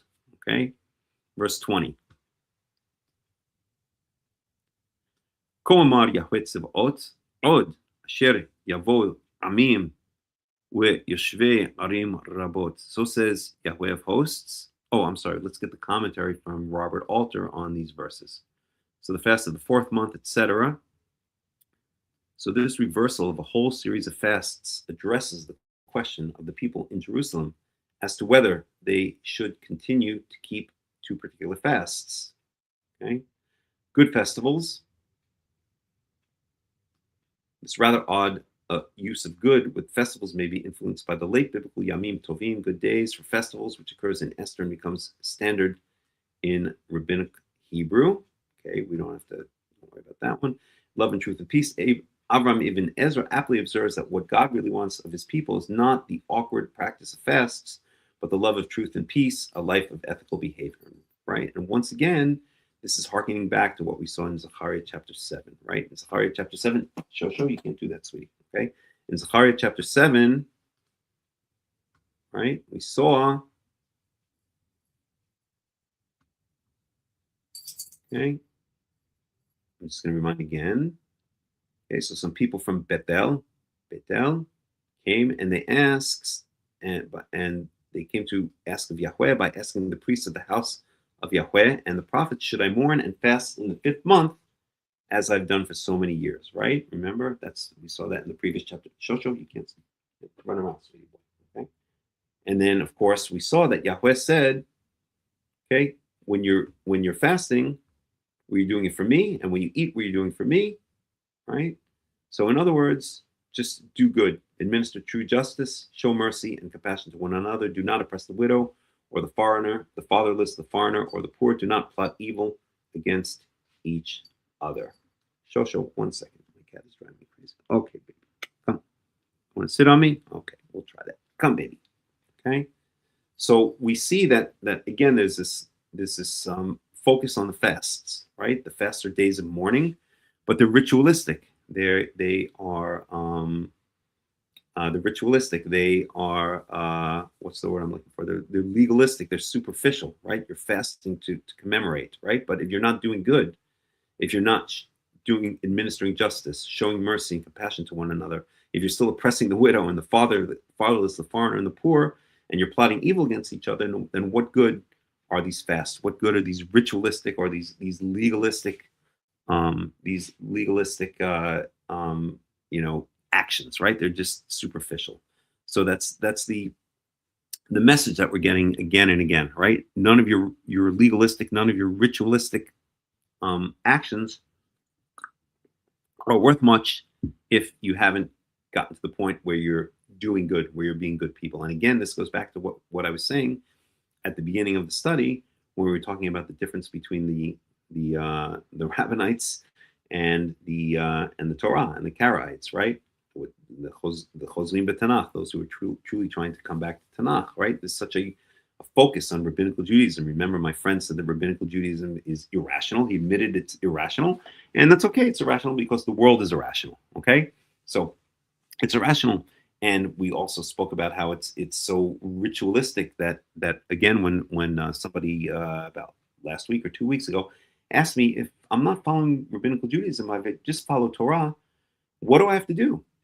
Remember, and I said, I thought about it for a second. I said, not much, really. Just be a good person, right? Because all of these ritualistic actions, all of these things are they're superficial, right? They don't have to do with the Torah. The Torah really just wants us to be good people. And once you're a good person, and once you're just shepherding your flocks and raising your crops and cutting your crops, there really isn't that much else to do if you're following the Torah. And all of the stuff that's done in rabbinical Judaism today is not part of the Torah. It's just added on. And it's insanity. And many people who are Orthodox Jews secretly can't stand it. They don't enjoy it. And that's why so many have left the religion over the years, over the decades, over the centuries, the recent centuries. Okay. Alrighty. Let me just check in to see if there are any questions or any comments. Shabbat Shalom, Christian. Shabbat Shalom. Okay. Okay. Verse 20. Komar Yahweh Tzevaot Od Asher Yavo Amim Vayishve Arim Rabot. So says Yahweh Tzevaot Od Asher Yavo Amim. Entire peoples will, or still yet to come, entire peoples will, or still entire people will come, or in the future entire people will come, Yeshve Arim Rabot, and will settle many cities. So again, this is a prophecy of restoration, right? Not only is Jerusalem going to be resettled, but all of the cities are going to be resettled, right? Or many other cities are going to be resettled. Let's see again. Get a commentary. We can get a little bit of commentary here, okay? And many peoples and vast nations will come to seek the Lord. No, that's not the one. Where is it? Here. Okay. Thus says the Lord of armies, peoples and the dwellers of many towns shall come, and the dwellers of one town shall go to another, saying, that's the next verse. Okay. Oh, where are we? Hold on a second. Yeah, right. Okay. The numbering system is a little bit off here. Peoples and dwellers of many towns shall come, and the dwellers of one town, that's the next verse. Okay. Od asher yavo amim v'yoshvei arim rabot. Okay, verse 21. Halachu yoshvei achat elachat lemor nelcha haloch lachalot et pnei Yahweh v'levakesh et Yahweh tzvaot elcha gam ani. Okay, I'm sorry. So this is saying something a little bit different. Okay, so this is saying, okay, let's get this verse and then we'll go back to what this is saying. So halachu yoshvei achat elachad. So the inhabitants of one city shall go to another city, lemor, and say, Nilcha, haloch, let us go. Lachalot et Pnei Yahweh, to entreat, to query, or to entreat is the correct word, to entreat the face of Yahweh. Okay, not literally, but entreat before Yahweh, ulevakesh Yahweh tzavot, and to seek out Yahweh of hosts. Elcha gamani, also I want to go. So this is speaking about, let me just get this again in context in the Hebrew, verse 20 and 21 together. Okay, so this is not speaking about, I'm sorry, I made a mistake here. This is not speaking about the restoration of people coming back into the cities beside Jerusalem. This is speaking about people who are coming from foreign cities, from cities far away, and they want to go up to Jerusalem, and they want to entreat, they want to pray and entreat Yahweh. Okay, so I'll read this again, verse 20 and 21 in its context. So says Yahweh of hosts, Od asher yavo amim rabim. Hey, show, you can't do that. Show. I'm going to throw you right out of here. Go. Go, Steve. Go.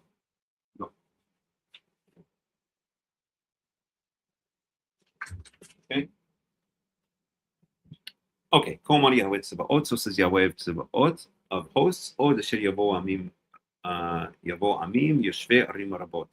So at this time, or in the future, many peoples and the inhabitants of many cities will come, and people from one city will go to the people of another city, and I'm paraphrasing here everything.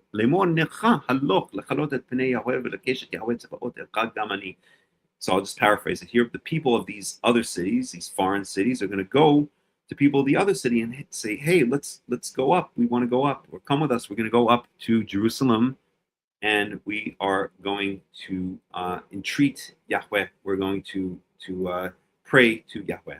And we see this happening now. If you go to Jerusalem on any given day, any single day, well, maybe not so much now because tourism is down because the war is going on. But if you go to Jerusalem on any day, you're going to see people from all over the world. If you go to the Kotel, right, which is the western retaining wall of the Temple Mount, if you go to the Kotel, the western wall, then you're going to see people from all over the world there. You're going to see it on if it's a time of the year when there are a lot of tourists, and even when it's not, you're going to see the place packed, and it's going to be packed with people from all over the world who are coming to Jerusalem to entreat the face of Yahweh, lachalot et pnei Yahweh. Okay. All right. Verse 22. ובאו עמים רבים וגויים עצומים לבקש את יהוה צבאות בירושלים ולחלות את פני יהוה. And many peoples and many nations will come, and many and great nations or giant nations לבקש את יהוה צבאות, to seek out Yahweh of hosts בירושלים, in Jerusalem, ולחלות את פני יהוה, and to entreat the face of Yahweh. And again, we see that today. Okay, one of Israel's, the modern state of Israel, one of its main economies is the tourism economy. People are coming from all over the world. Now, of course, again, since it's wartime, well, the war is officially in a ceasefire at this point. There is a ceasefire in place with Iran. We'll see what happens with that. There's a ceasefire in place with Lebanon. We'll see what happens with that. But officially, there's a ceasefire. But still, tourism is very low right now, obviously because of the recent war, the ongoing war with Iran. But when there's not war threatening, then again, tourism is one of the major economies here in Israel. People come from all over the world to visit Israel, and especially if you're in Jerusalem or in the old city of Jerusalem, on a summer's day when Israel's not in the middle of the war, you will see people from all over the world. Okay. All right. Let's see if there's any commentary that we can get here. So people and dwellers in many towns shall yet come. This vision of the nations coming to seek out the God of Israel is in keeping with a recurrent theme in 3rd Isaiah and may well be influenced by him. Okay. And that's the only commentary there. Okay, verse 23. Verse 23, let's break this up. This is a long verse, so we're going to break this up into pieces. Break it up here. Ko amar Yahweh Tzvaot, so says Yahweh of hosts, Biyamim hema, in those days, asher yachziku asara anashim mikol shanot hagoyim. In those days, 10 people from all of the different tongues of the nations, in other words, from all the peoples around the world, right? The Spanish-speaking people, the Spanish, the Portuguese, the Chinese, on and on, right? All the peoples of the world, right? It literally says Mikol Lishonot HaGoyim, from all the tongues of the nations. Okay, so 10 people from all of the different nations will grab onto. What will they grab onto? V'chziku b'knaf ish Yehudi. They will grab onto the hem of a Jew, ish Yehudi, of a man of Yehuda, a person of a Judahite person, right? That's where the word Jew comes from. It comes from this southern kingdom, Judea, okay, Yehuda, or again, by the Persians, it's called the province of Yehud, which comes ultimately from the tribe of Yehuda. The tribe of Yehuda was the tribe that settled there. That's the tribe that David came from, and that's why he established when he reigned over Jerusalem, or when he reigned as king. That's why he established the capital of the United Kingdom of Israel in the territory of Judah, his tribe in Jerusalem. That's in the tribe of in the allotted land of the tribe of Judah, of Yehuda. Okay, so 10 people will come from all of the nations, from each nation, and will grab onto the hem of a Jew, of a person who is from the tribe of Yehuda, or from the province of Yehuda. Lemor necha imachem kisham anu Elohim imachem. Let us go with you. We want to come with you. We want to go with you because we've heard that God is with you. Right? So this is all very, very beautiful prophecies. These are all very beautiful prophecies. Okay? I think what we'll do, first of all, let me see if there are any questions. Any questions or any comments? Thank you. QOR2, Court 2. Okay. Any questions or any comments? Let's get, I think there's a Robert Alter commentary on that. Okay, so 10 people from all the tongues of the nation shall grasp the border of a Jew's garment. Oops, highlight that in. This vivid image conveys the sense of throngs of foreigners desperate to join the people with whom God dwells. The term Yehudi, Jew, never appears in earlier biblical literature, although it occurs frequently in Esther, which also belongs to the Persian period. Yehudi is palpably moving toward the meaning of Jew, because it is now hard to speak of Judahite, Hebrew ben Yehuda, given that the kingdom of Judah no longer exists, having been replaced by the Persian province of Yehud. Right, so that's basically what we're talking about. Okay, I think we'll sum up. This was a kind of a long chapter and a very interesting chapter, so I want to sum up just by reading the chapter over in English, because it's very important when you're teaching to review, right, and to repeat. Repetition is one of the most basic ways that a teacher, or that a good teacher, will get information across. Okay, so let's read this again. Zechariah chapter 8. We're just going to read it in the English. So the word of the Lord Almighty came to me. No, let's read the Robert Alter translation. That's going to be much better. Okay.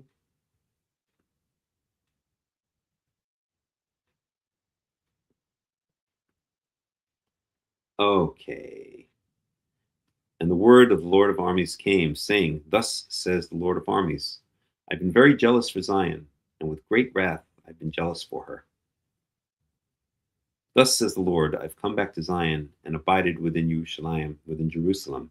And Jerusalem shall be called the city of truth, and the mountain of the Lord, the holy mountain. Verse 4. Thus says the Lord of armies, again shall old men and old women sit in the squares of Jerusalem, each with a staff in hand, because of their many years. Verse 5. And the squares of the city shall be filled with boys and girls playing in her squares. Thus says the Lord of armies, does it seem beyond the remnant of this people in these days? So it would be beyond me, said the Lord of armies. Thus says the Lord of armies, I am about to rescue my people from the land of the east and from the land of the sunset, and I will bring them, and they shall abide in Jerusalem and be my people, and I will be their God in truth and in righteousness.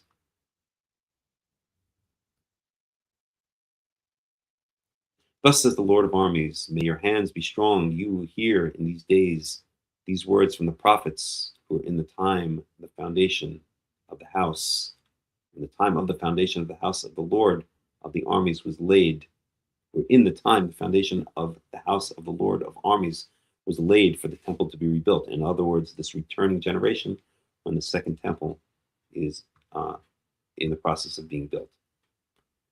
For before these days, the wages of men was naught, and the wages of beasts was nothing. And for him coming and going, there was no peace from the foe. And I set each man against his fellow. Verse 10. Now, not as in the former days, am I to the remnant of this people, says the Lord, said the Lord of armies. For the peaceful sowing, the vine shall give its fruit, and the land shall give its yield, and the heavens shall give their due. And I will bestow on the remnant of the people of this people all these.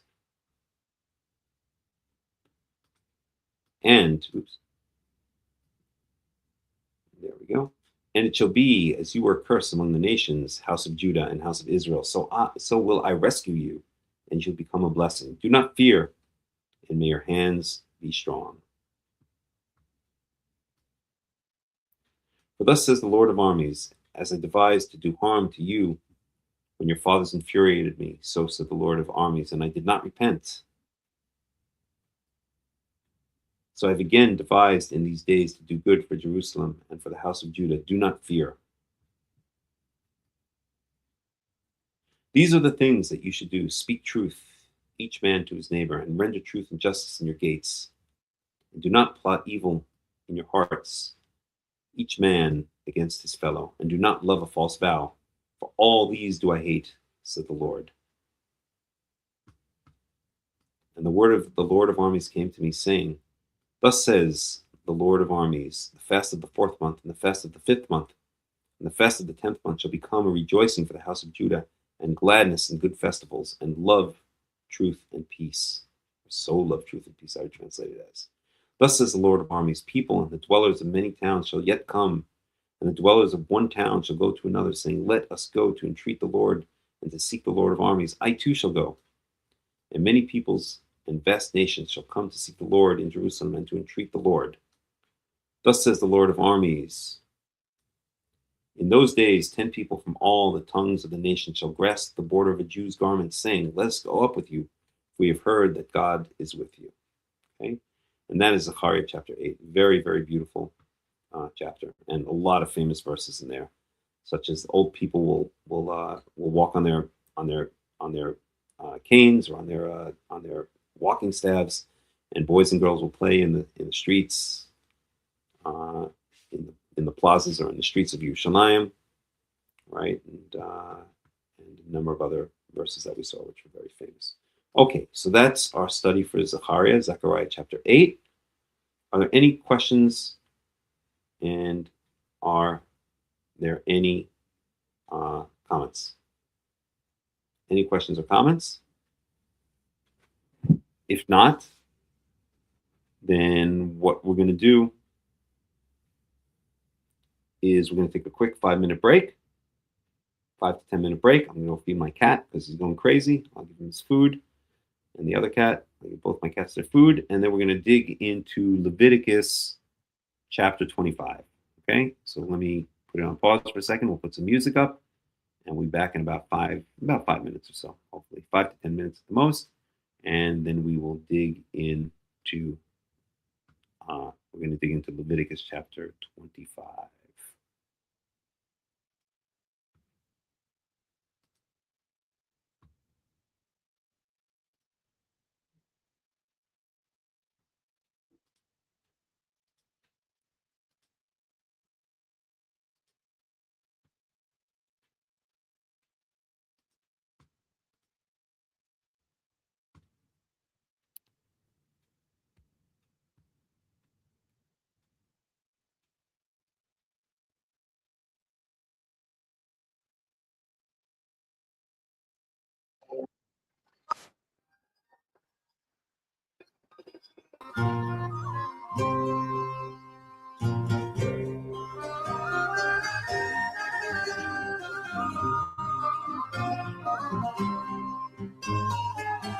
שחרחורתי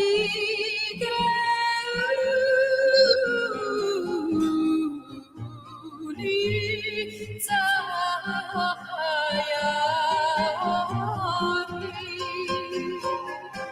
ומילת שמש קיץ בעלי שחורי שחרחורת יפית כל כך בעינייך אשמרת ליבי כולו שלך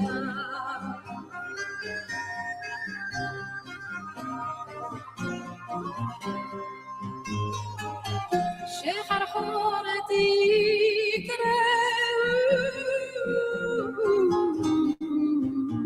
קראוני כל יורדי אם פעמי קראוני שוב אליי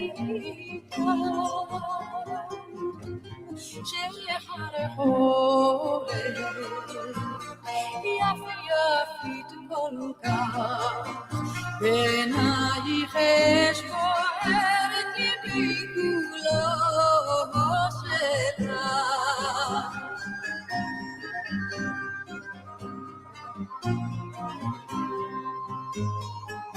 שחרחורתי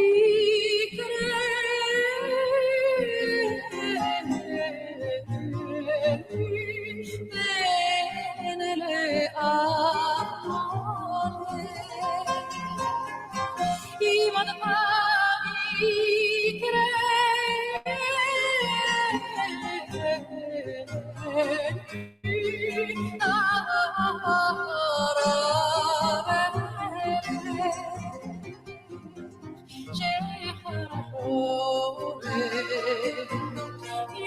יפית כל כך בעינייך אש בוערת ליבי כולו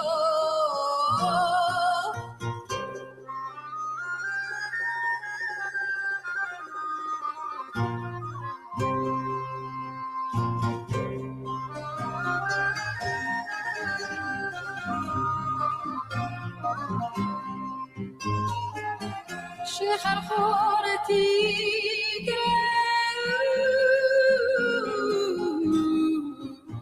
גאוני צחייני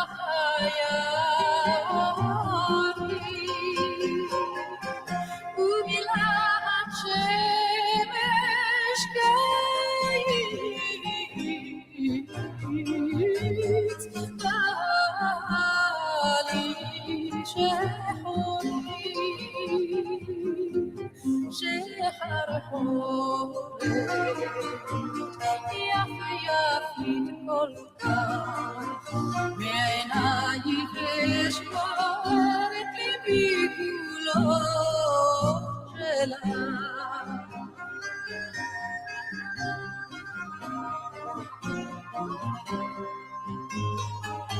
שחרחורתי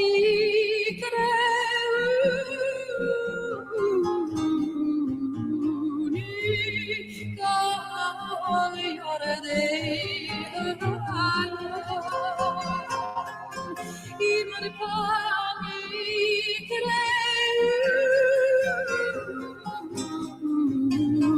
קראוני שוב אליי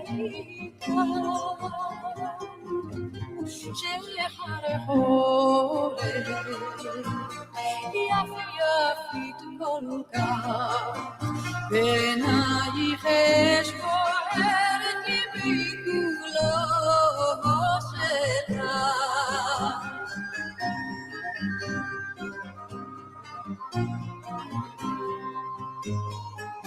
שחרחורתי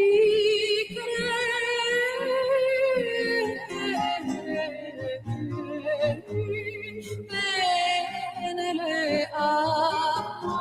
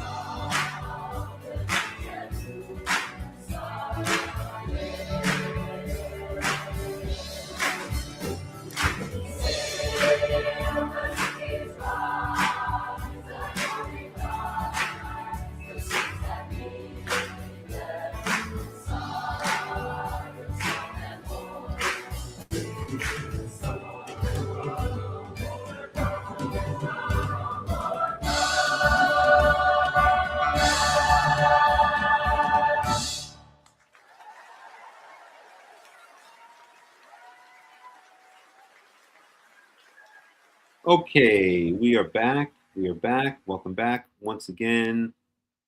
Let me just turn off these banners here for 1 second.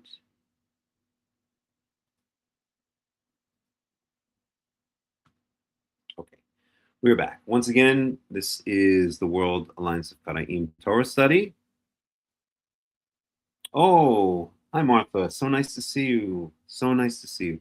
This is the World Alliance of Qara'im Torah study. So welcome to the Torah study. We've been studying the book of Zechariah, the book of Zechariah, chapter 8. And now we're going to get into Leviticus. We're going to get into Leviticus chapter 25, which we've been studying now for a couple of weeks, and we'll continue studying for it. Let's see if there are any announcements. The usual announcements. I'll give the usual announcements. We do these weekly Torah studies, and we also have a membership structure that we set up. And if you're a member, then, well, I should preface it by saying we're trying to raise money for the World Alliance of Qara'im because we have a lot of things planned. We really want to get a lot of things accomplished. We've already started doing regular meetings here in the Golan Heights, where I live in Israel. We have regular meetings, World Alliance of Qara'im meetings live. We want to set up a community. We want to set up eventually a learning center, a school. We want to publish material. We want to do all kinds of things. And in order to do that, we really do need your financial support. And I always say, anyone who knows me, and some of you have known me for years, if not decades, know that I am not a materialistic person, far from it. So this is not for me. This is for these programs that we want to do. This is really, as I mentioned at the beginning, at the opening statement that I made, things are happening here. Things are coming together. Karaism, Choser b'Tanach, returning to Tanakh, is becoming more and more acceptable. People are interested, even fascinated by it here in Israel. Things are happening in the worldwide scene, right? The war with Iran, something seems to be stirring that's heading very possibly towards World War III, or even World War III / end of day scenario. So things are happening, and it's so important. I really mean this from the heart. It's so important that we as Karaites, we as Tanach-only, we as Chozim b'Tanach, returning Tanakh people, get the word out now. It's really important for the future of ourselves, of our families, of the nation of Israel, the world at large. Okay, in order to do that, we need people to chip in financially. Right? We live in the real world. We can't do things. We can't publish things. We can't set up institutions. We can't set up schools. We can't set up any of this stuff unless we have financial support. I wish I were Elon Musk. Well, I don't wish I were Elon Musk. I wish I had as much money as Elon Musk, because then I could pour tons of money into the World Alliance of Qara'im, but I don't. So I need to rely on you guys. Okay. So once again, there are a number of ways to donate. Okay. The easiest way you can is to become a member. Okay. And I'll just post this once again. To become a member of the World Alliance of Qara'im, we're not asking for a lot of money. It's about the same price as you would pay for cell phone service in the United States. No, I'm sorry, it's half the price of what you would pay for a cell phone service in the United States. And if enough people do it, and some people have been kind enough to start doing so, then we can start raising some funds. And also, as a member, you also get certain membership privileges. You can be part of the private World Alliance of Qara'im WhatsApp membership group. We have private studies for the members, and in general, I just try to give more access to the paying members. Not because I don't care about the non-paying members, I very much do, but I myself have limited time, and I think it's only fair that those who are showing their dedication and their support to the World Alliance of Qara'im, putting their money where their mouth is, that those are the people who should have the most access. So I try to respond to their queries, speak to them when I can.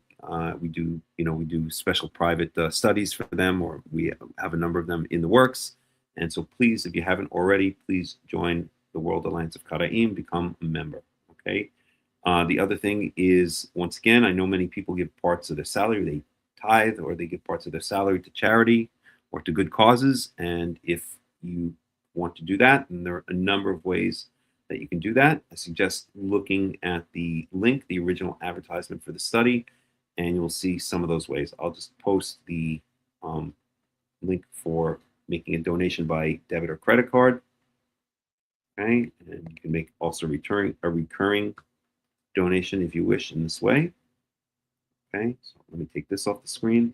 Yeah, I'll take this off the screen. I'll put the other one on.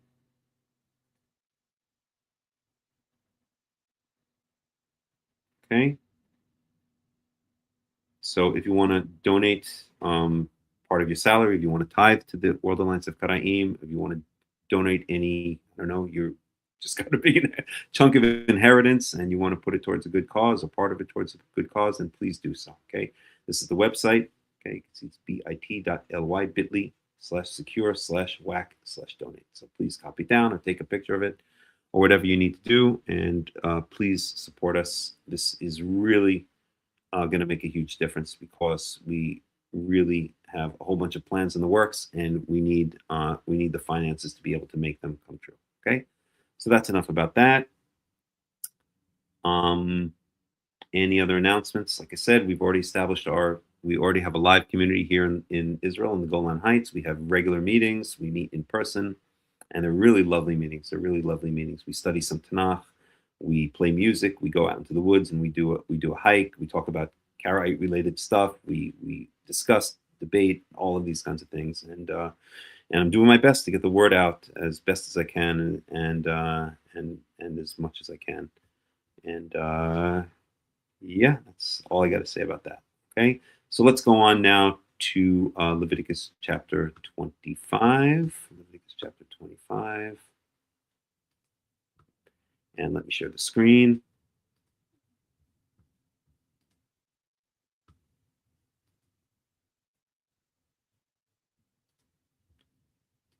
Okay. So there's the screen. I'll leave this up for a little while. I'll take it off. Okay, so we were talking about let's just recap in English. Okay, so we're talking about the Sabbath year. This is usually called in modern Hebrew or in later Hebrew, it's called the Shemitah year. And it's the seventh year, the seventh agricultural year, just as we rest every 7 days. That's called the Shabbat. That's what you guys, if you're in the United States or in the West, in that kind of part of the world, the Shabbat has already gone out here. But if you're in the United States, for instance, then that's what you're doing now, probably. And so that's every 7 days. We also have 7 weeks, right? We know that the Festival of Weeks, we count from the bringing of the Omer offering, the wave sheaf offering, okay, the elevation offering, where we bring the first fruits of the barley harvest. We know that we count from there 7 weeks from that Shabbat, and then the following day, in other words, 49 days after the bringing of the barley harvest, of the bringing of the Omer offering, the wave sheaf offering, is Shavuot, the festival week. So that's 7 weeks, right? That's 7 weeks. So there's a constant theme of 7, and so we have this here in the years. And well, let's just read it, and then we can talk about it in more detail. We've already studied this, but this is just again for review. Okay, so Yahweh said to Moses at Mount Sinai. Notice they're still in Mount Sinai here. It's already the end of Leviticus. They arrived to Mount Sinai in Exodus chapter 17, if I'm not mistaken, roundabouts there. And it's already Leviticus, end of Leviticus, and they're still at Mount Sinai, and they will be so well into the book of Numbers. And then they go on the move. Okay, speak to the Israelites and say to them, when you enter the land I'm going to give you, the land itself must observe a Shabbat to the Lord. Okay, so we observe a Shabbat every 7 days. The land of Israel observes a Shabbat, the year of rest, every 7 years. It's beautiful, this parallelism. 7 weeks from the Omer offering, from the barley harvest, or from the first fruits of the barley harvest to the first fruits of the wheat harvest. 7 days, every 7 days we rest. Every 7 years, the land of Israel rests. And then we're going to see also the Jubilee year, which is 7 sets of 7 years. Right? There's a rest after that. And the parallelism, the structure, the symmetry between all this is just amazing. And we'll talk about that. Okay? So for 6 years, sow your fields, and for 6 years, prune your vineyards and gather their crops. But in the 7th year, the land is to have a year of Sabbath rest, a Sabbath to the Lord. Okay? And that's also what the regular 7 days Shabbat is called. It's Shabbat Yahweh, Shabbat to God. Do not sow your fields or prune your vineyards. Do not reap what grows of itself, or harvest the grapes of your untended vines. The land is to have a year of rest. Whatever the land yields during the Sabbath year will be food for you, for yourself, your male and your female servants, and the hired worker, and the temporary resident who live among you, as well as for your livestock and the wild animals in the land. Whatever the land produces may be eaten. Okay? So in this seventh year, okay, what did we not do? It says explicitly, okay, do not sow your fields. Do not sow your fields or prune your vineyards. Do not reap what grows of itself or harvest the grapes of your untended vines. And what this is talking about is reap, meaning cut it down to sell at market. In other words, you just let it grow on its own, and you're going to eat from whatever grows on its own, okay, for that seventh year. Okay. All right. And let's talk a little bit about, I think we're going to start off, I want to talk a bit about, we spoke about the Gezer calendar. I'm going to bring in something called the Gezer calendar. We spoke about it last week. It's an archaeological find, and I want to bring it in again. And I'll tell you why it's important. So the Gezer calendar, I'm just going to give a quick review. Okay, let me make sure you guys can see this. Let me get this off the screen.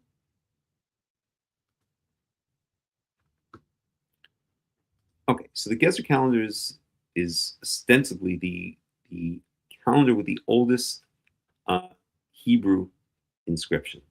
Okay, so the Gezer calendar is a small limestone tablet with an early Canaanite inscription discovered in 1908. Doesn't matter when. I just want to get to the point here. We spoke about this last week. Scholars have divided whether it's Phoenician or Hebrew. Again, that doesn't matter. Okay, this is what we want to talk about. Okay, so the inscription is not a formal calendar, or it describes agricultural seasons with imprecise dates rather than precise divisions of time that would be required for a ritual or bureaucratic calendar.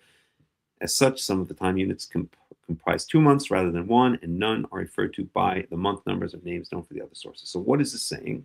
Okay, I'm just going to go straight to the English. Okay, so it's basically a calendar. A lot of scholars think it was for school kids to learn about the agricultural year, or for some other non-official purpose, right, as we just read about. But this is what it says, okay? It says couple meaning two, so 2 months of gathering. And here we have the notes, it's October, November, approximately. These are approximate dates. 2 months of early sowing seeds. 2 months. 2 months of late sowing. A month of making hay. A month of harvesting barley. A month of harvest and finishing. That's really talking about the wheat, the finishing of the wheat harvest, right? That's the last major grain to be harvested in Israel. It was only barley and wheat were the two main grains. Okay, a couple of months of vine pruning, and a month of summer fruit. Okay, so we have here a calendar. And again, this is dated to, when did we say? 10th century BCE, did we say? Let's see what we said. Yeah, dated to the 10th century BCE. Okay. So that's right around the time of David and Solomon. That's what we're talking about. So dated to approximately the time of David and Solomon. It was found in Gezer. Okay. Gezer was kind of a city. You can visit it today. There's a little picture of Gezer. That's the ruins of Gezer. And it is to the west of Yerushalayim. Great place to visit. So, so what does this show? Okay, this gives us an idea of the agricultural year in ancient Israel. And one of the things we see here is sowing.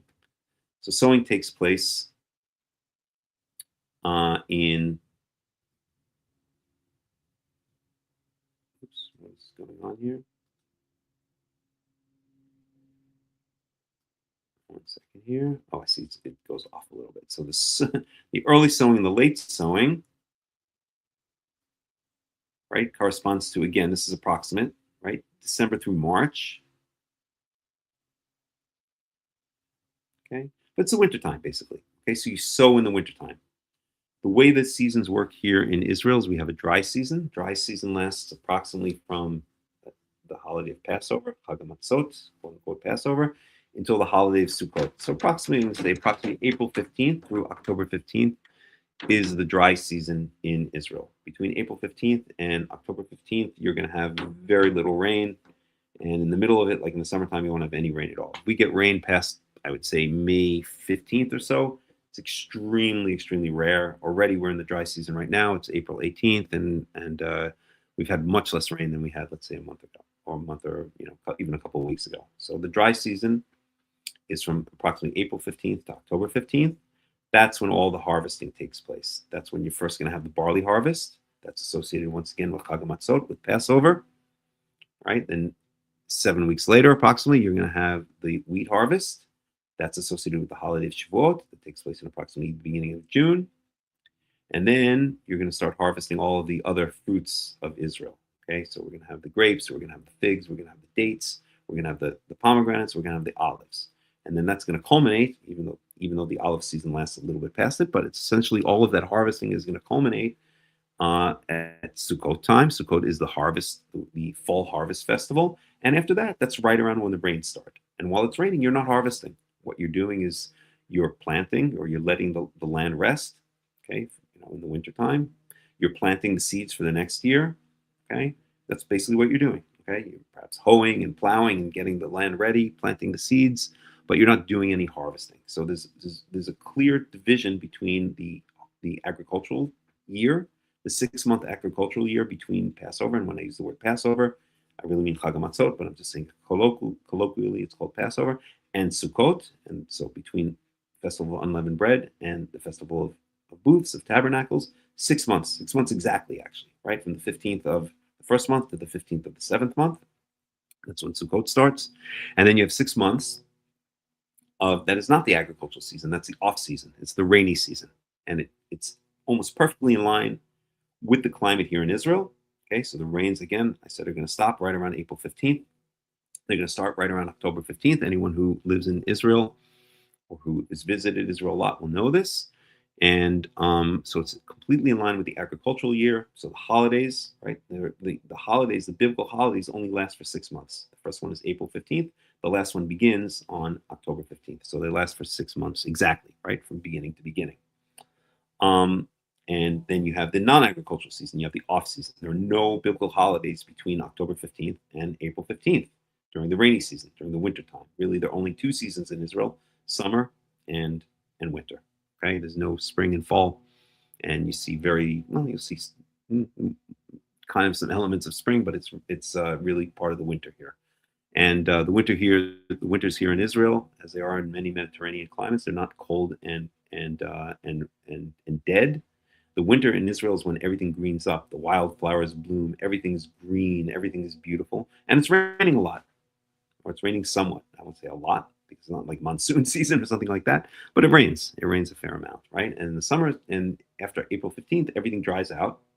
The land, all the plants and everything essentially becomes brown. Not the trees, but all of the grasses, the flowers, everything dries out. If you look across the land, everything looks brown and dried out, and there's no rain. And that's when we have the holiday season. That's when we have the 6-month agricultural year and the biblical holiday season. So the biblical holiday season coincides with the dry season, coincides with the agricultural season, meaning the harvesting. First the barley, the wheat, and then the fruits, culminating in the harvest festival of Sukkot when the rains are going to start again. Okay, so this is what we see. We see this pattern here in the Gezer calendar. Okay, and it's very important to know the pattern of the agricultural season. Hello, Phil. Hello, Phil. Oh boy, we got Phil and oh boy.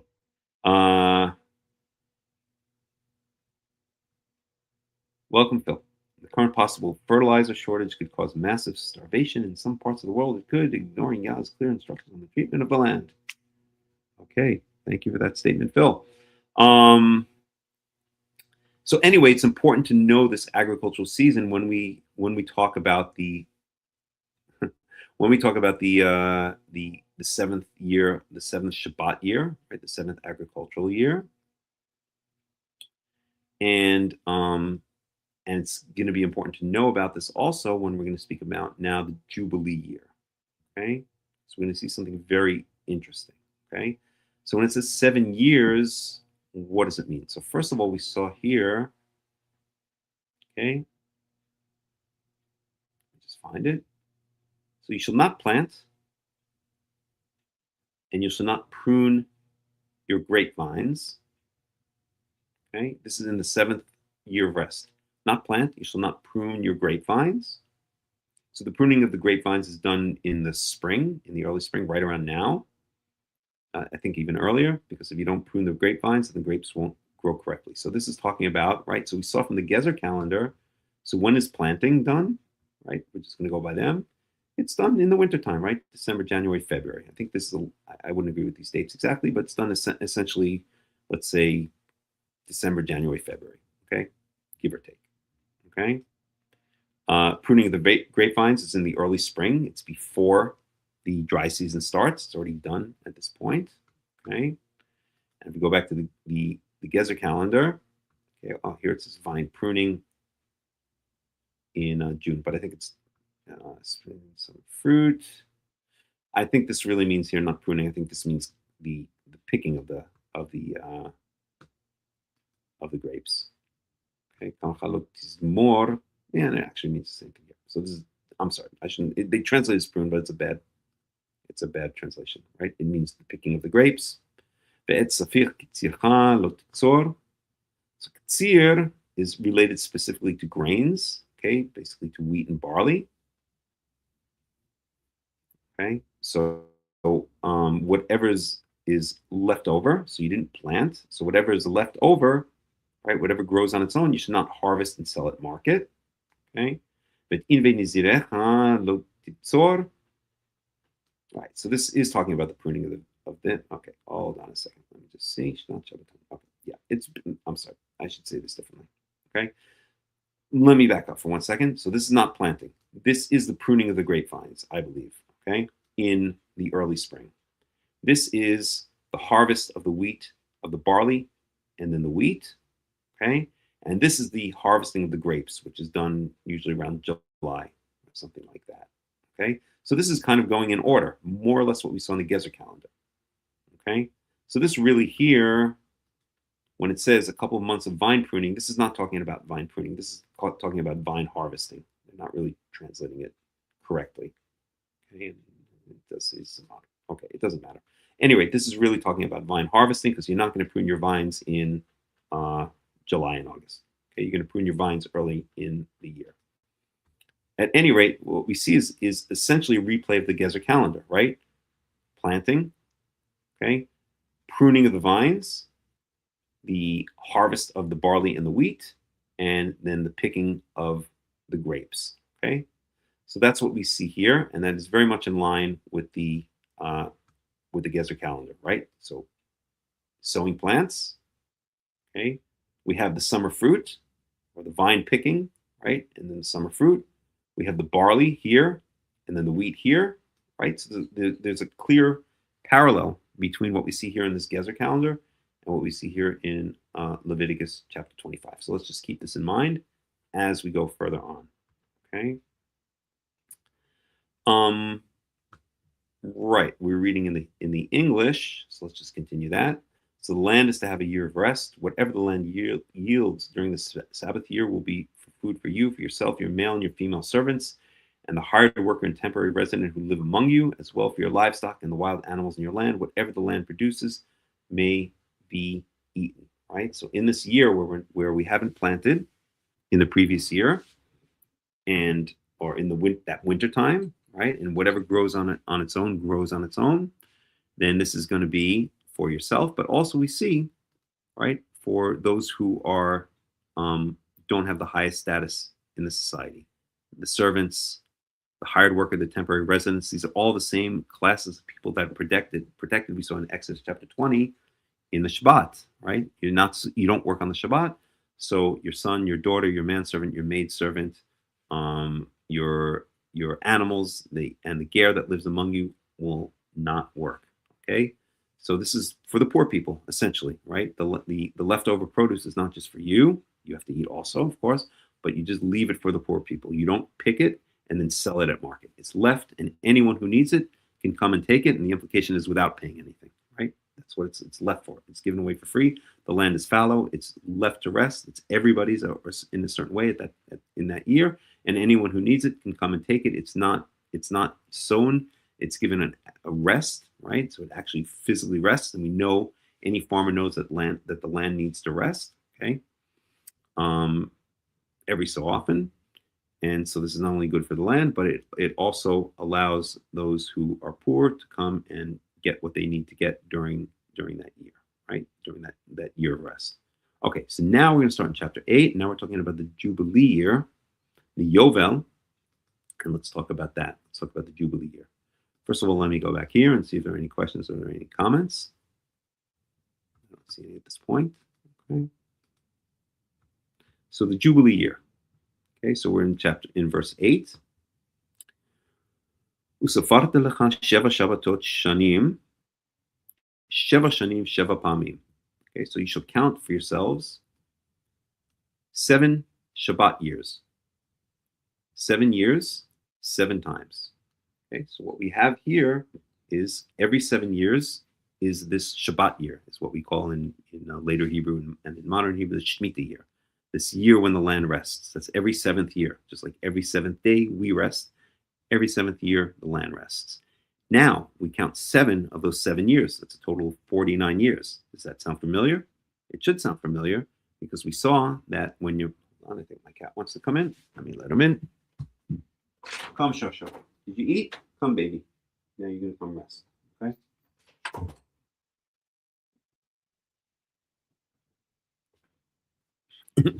Come, baby. Okay.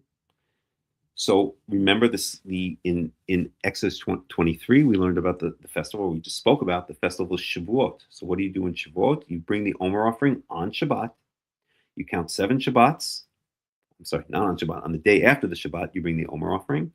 Then you count 7 Shabbats 7 times for a total of 49 days. And then the day after that, the 50th day, okay, is Shavuot. And that's when you bring the wheat, the first fruits of the wheat harvest. So we see this incredible symmetry here. This incredible symmetry, just as we count 7 weeks, 7 Shabbats.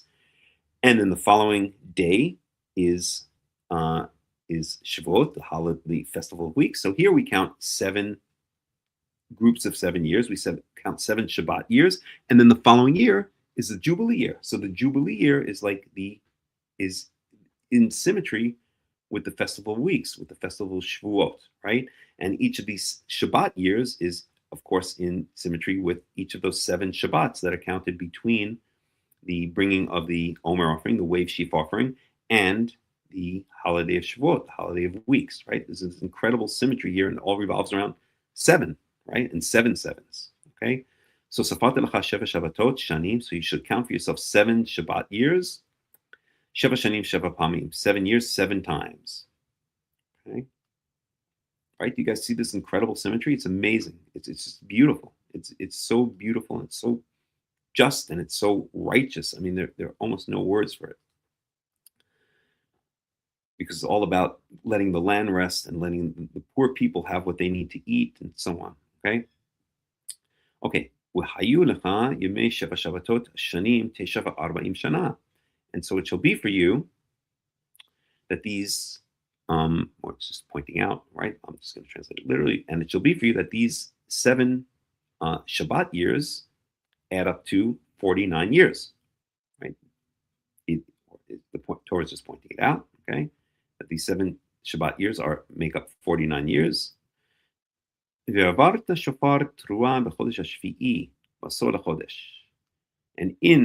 we'll see exactly when. Okay. And you shall, so much to say here. My God, we can go on for hours, but I'll try to make it short. And in the 10th day of the 7th month, the 10th day of the 7th month is Yom Kippurim. It's the Day of Atonement, right? It's one of the 5 biblical holidays, one of the 5 Moadim. And what do? You shall make blasts on the animal horn heard throughout your land. Okay, well, actually, just pass it around is literally what it says, right? But I can't think of a good translation offhand. Let's see what Robert Alter does about that one. Send around. There we go. That's how he does it. And you shall send round a blasting ram's horn. That's a good translation. He always has good translations. In the 7th month, on the 10th day of the month, on the day of atonement. Okay, let's go back here. Okay, Yom Kippurim. We said that's on the day of atonement. Avirus shofar b'chol atzachem. You shall send round. I'll use his translation. A blast or a blast on the ram's horn, the sound of the ram's horn throughout your entire land. Okay. Ukidashtem shnat the shana. Karatam Torah ba'aretz l'chol yoshveha. And you shall sanctify the 50th year. Ukaratam Torah ba'aretz. And you shall declare freedom throughout your land to all its inhabitants. Where does this phrase appear? We spoke about it last week. This phrase appears on the Liberty Bell in Philadelphia, right? Liberty Bell. Okay.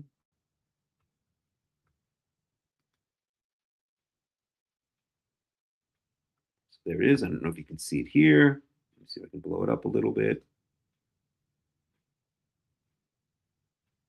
You can kind of see it. Proclaim liberty. Boom. You can't see the rest of it, but that's what it says, right? Let's get the exact phrase. Out of this. Right? On the Liberty Bell in Philadelphia. Let's see if we can find it here. Okay. Here. So the bell was commissioned in 1752 by Pennsylvania Provincial Assembly from the London-based firm Lester and Pack, later renamed whatever, it doesn't matter. It was cast with the lettering, proclaim liberty throughout all the land unto all the inhabitants thereof. Right? So that is, this verse is what is engraved or emblazoned or whatever you would call it, is what is imprinted, enshrined on the Liberty Bell. You should proclaim liberty throughout the land for all its inhabitants. Okay? And this happens on the 10th day of the 7th month of the 49th year. And it's speaking about the 50th year. Okay? So Yovel he. It's a Jubilee year. Okay? There are different understandings of what the word Jubilee means. We'll talk about it. Okay? It really means a blast on the horn. We're going to talk about it in a second, but let's leave it as Jubilee. Okay, it's a Jubilee year. Yovel hi ti'eh lechem v'shavtem ish el achuzato ve'ish el mishpachto tashuvu. Okay, so you shall. Let me just translate this. It's a Jubilee year for you, and each person shall return to his inheritance, to his plot of land.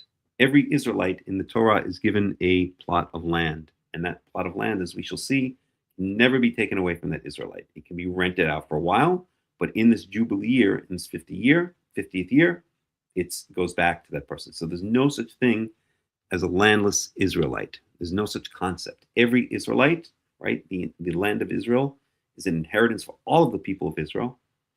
And so every person, that doesn't mean that the government, like in today, modern Israel, the government of Israel owns 97% of the land. There's a very small percentage of the land, about 3%, which can be privately owned. It's called tabu. It's from Turkish Ottoman law. But 97% of the land of the state of Israel is owned by the government of Israel. And so you can never actually purchase land in Israel. All you can do is make long-term leases. So you can make I think it's a 99-year lease that they give, but you cannot purchase land. It's all owned by the state of Israel because the founders of the state of Israel were communists. This was set up originally as a communist country. You guys have all heard of a kibbutz, right? The kibbutz, the word kibbutz, it means a collective. Okay, it's a coming together. It's a collective, and that's exactly what communism is, right? Communal collectivity. So this still has many elements, much less than when I first came here in 1993, and by the time I came here in 1993, it had already, become less than it was before I ever got here. But if you go back into like the 1950s and I guess really up until after the Yom Kippur War, so 1940s, 1950s, 1960s, 1970s, even let's say up into the 70s. Really, I guess up until I don't know exactly when, but it was like a communist state essentially. It was a communism was a socialism, one should say. Lots of elements of communism and socialism. Let's put it that way. Okay, so on this 50th year, on this Jubilee year, okay, each person returns to his own land inheritance. Okay, verse 11, Yovel hi shnat chamishim. Shanati Elechem. So this 50th year shall be the Jubilee year for you. It just translates a little bit better. Yovel hi shnat chamishim shanati Elechem. It is the Jubilee. It is the Yovel hi shnat chamishim. This 50th year is the Jubilee year.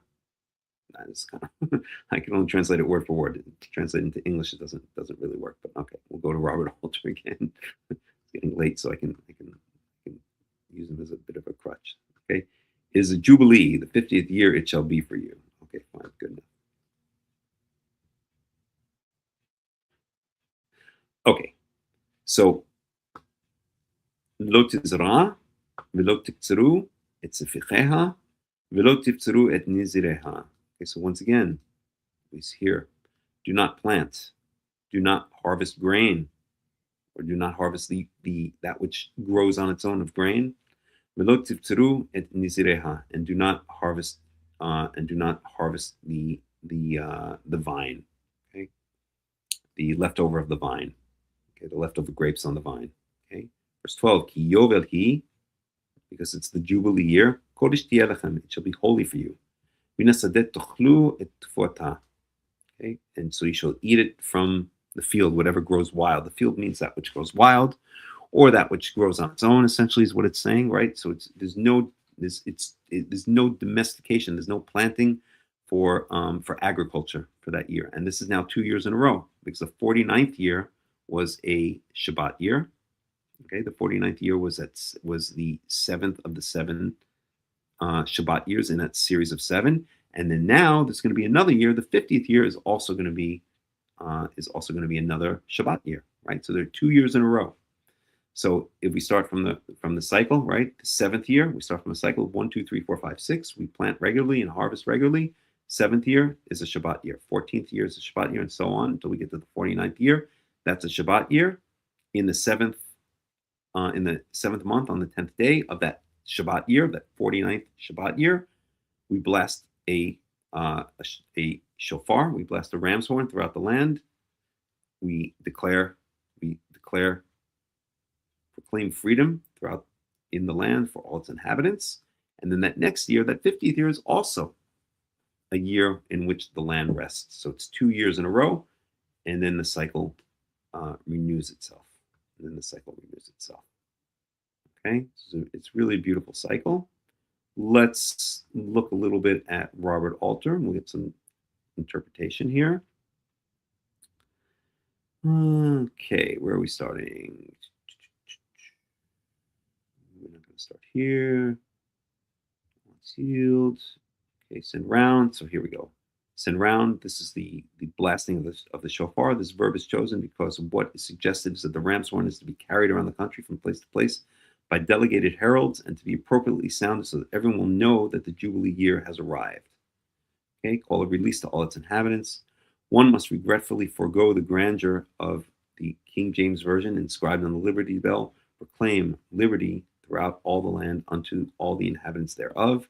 In fact, the passage is concerned with the legal arrangements regarding property in the Jubilee year, and modern scholarship has persuasively demonstrated that Torah does not mean liberty, but is a cognate with the technical Akkadian term anduraru, which means a release form or moratorium on debts or indenture. Right, fair enough. The fact of the matter is nobody knows exactly what this word dror, which is translated again as liberty, really means, but this works well. It's probably better than liberty, right? So he translates it as a release. Okay, Jubilee. So remember, we don't know exactly what the word Jubilee means, but we'll talk about it. Though scholarly debate persists about the etymology of this word, which is entered into English from the Hebrew, The noun Yovel in Exodus 19:13 clearly indicates a ram's horn.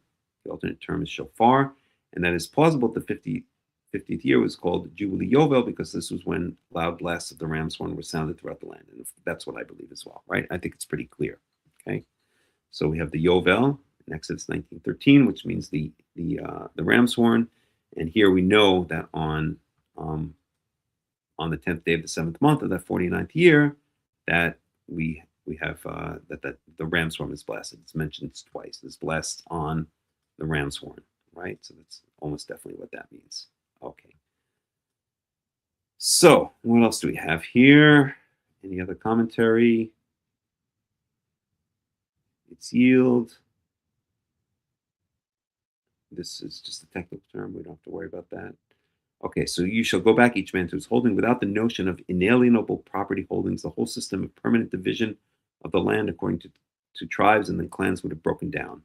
On the other hand, the arrangements for the Jubilee release entailed the most cumbersome complications, as verses 16 to 17 concede. We'll get to that. And once the tribal territories had disappeared as historical fact in the Second Temple period, the rabbis devised a legal mechanism that in effect abrogated the Jubilee.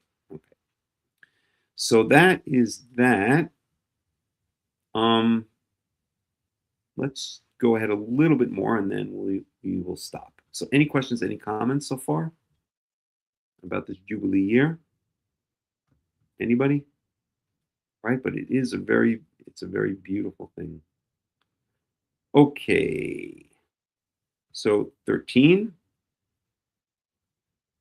So בשנת היובל הזאת תשובו איש אל אחוזתו. So in this Jubilee year, each person will return to his native land inheritance, right? So again, every native-born Israelite gets a permanent inheritance in the land that can never be taken away from him. Okay, it's his for eternity. If he has children, then it's split up between his children, and then the subdivisions. It's like subdividing a plot of land, right? Yes, it gets smaller and smaller, but it's everyone. The concept of the land of Israel is, or this concept for the relationship of the people of Israel to the land of Israel, is that everyone has a portion of the land of Israel that can never, ever be taken away from them. Okay? All right, verse 14.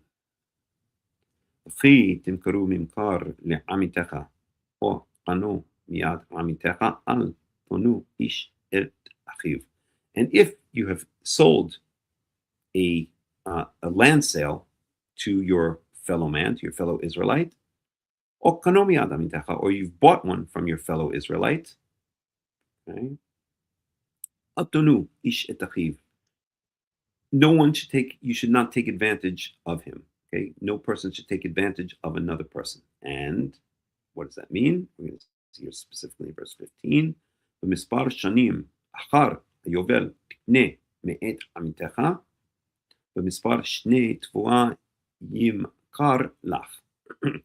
So according to the number of years after the Jubilee, okay, shall you purchase it from your fellow Israelite, and I'll explain exactly what this means in a second. But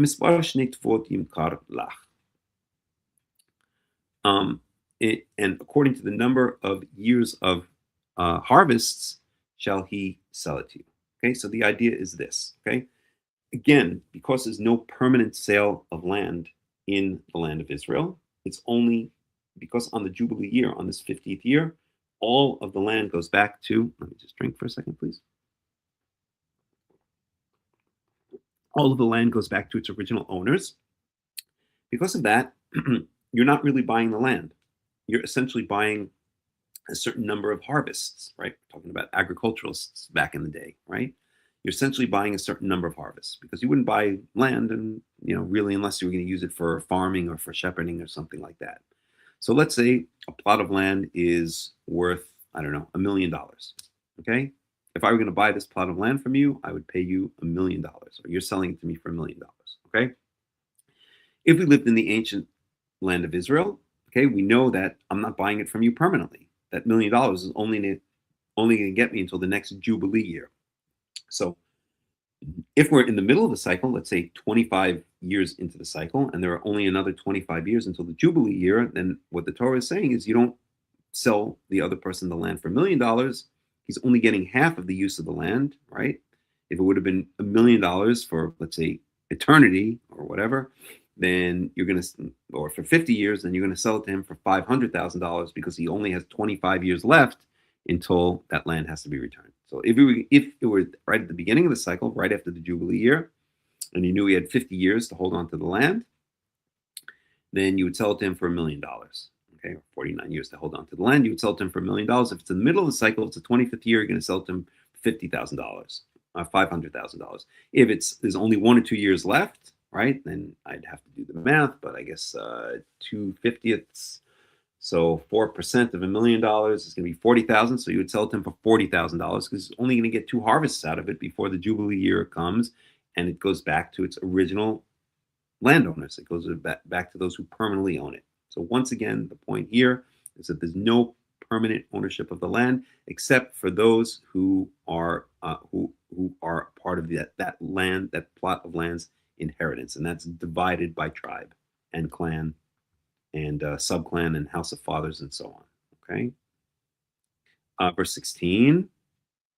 Lefi rov hashanim tarbe miknato lefi mi'od hashanim tiam'it miknato. So according to or I'm just going to kind of paraphrase it because it doesn't work word for word, but if there are more years, okay, you shall increase its price, and if there are fewer years, you shall reduce its price. Okay. Because what actually that person is selling to you is the number of harvests, because it's not going to be yours forever. It's going to go back to him. So essentially what you're purchasing is the number of harvests you can get out of it. Okay.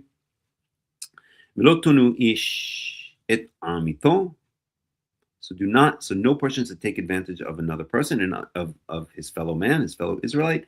In other words, if you try to jack up the price and try to sell it to the other person as if he's going to have the land forever, then you're taking advantage of him. If he's only going to have it for 5 years or 10 years or 25 years or 30 years, the price has to be reduced. There has to be a discount based on the number of harvests he's going to get out of that land.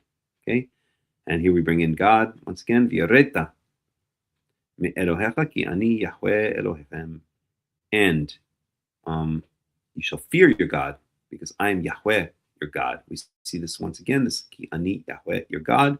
We've spoken about something called the holiness code. Okay, from Leviticus chapter 17 through Leviticus chapter 25, where, and let's bring this up again.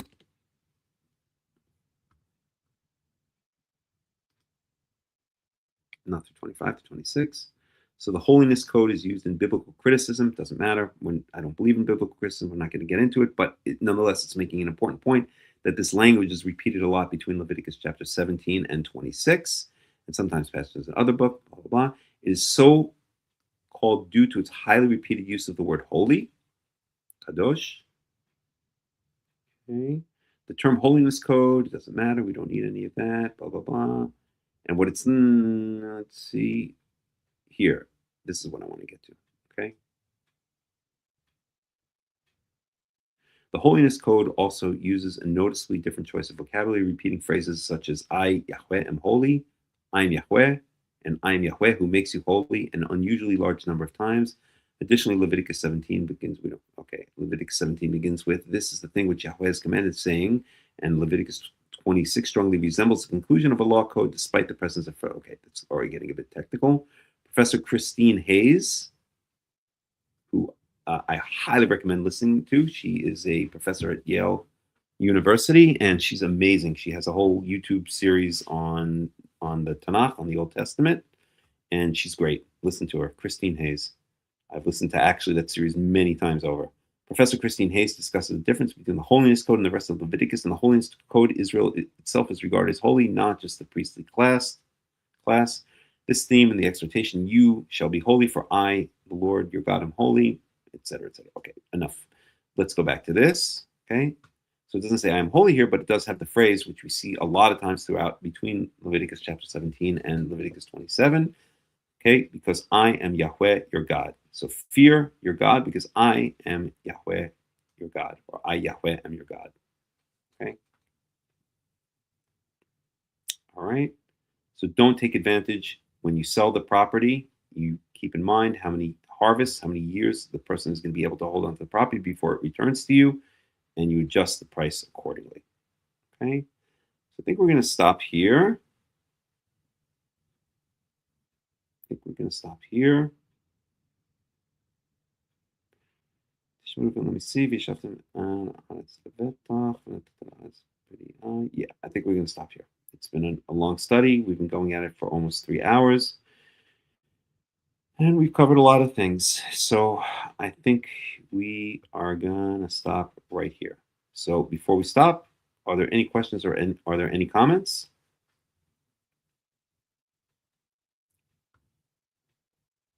Any questions or any comments, anybody, before we stop? Okay. If not, then I'm going to thank you for joining us on the study. Hope you enjoyed it. So just to review, we learned chapter 8, and actually let me make a note for myself for next week. So we are in Zechariah. We're going to start with Zechariah chapter 9. And then we are going to start in Leviticus 25, verse 18. Verse 18.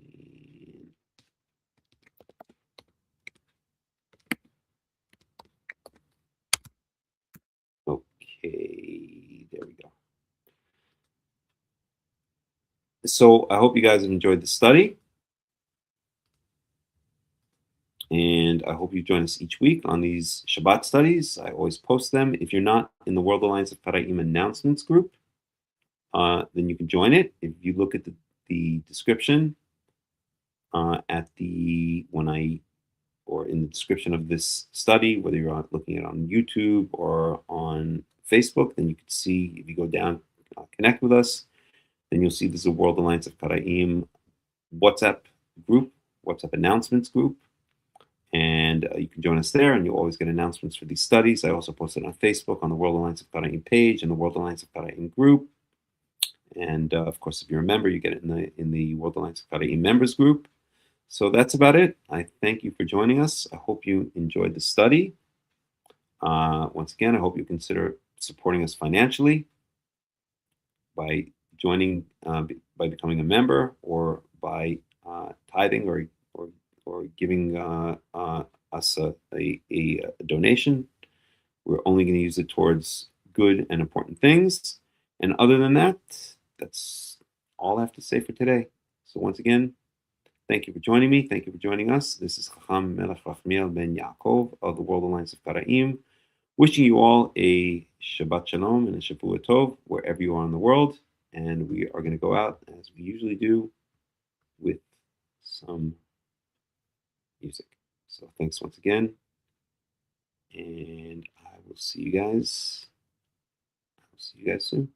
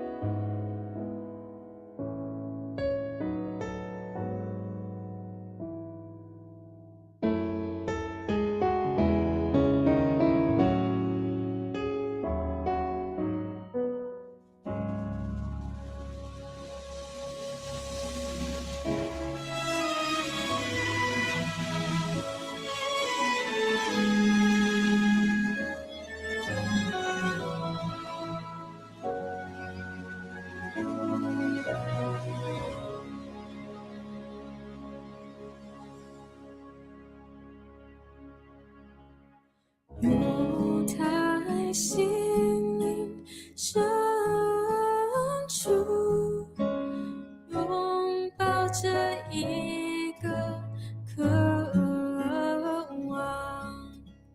我们的眼睛朝向东方，远远地眺望夕阳山。我们不会失去2000年的希望，在自己国土做个自由民族，住在西安的耶路撒冷，在自己国土做个自由民族，住在西安的耶路撒冷。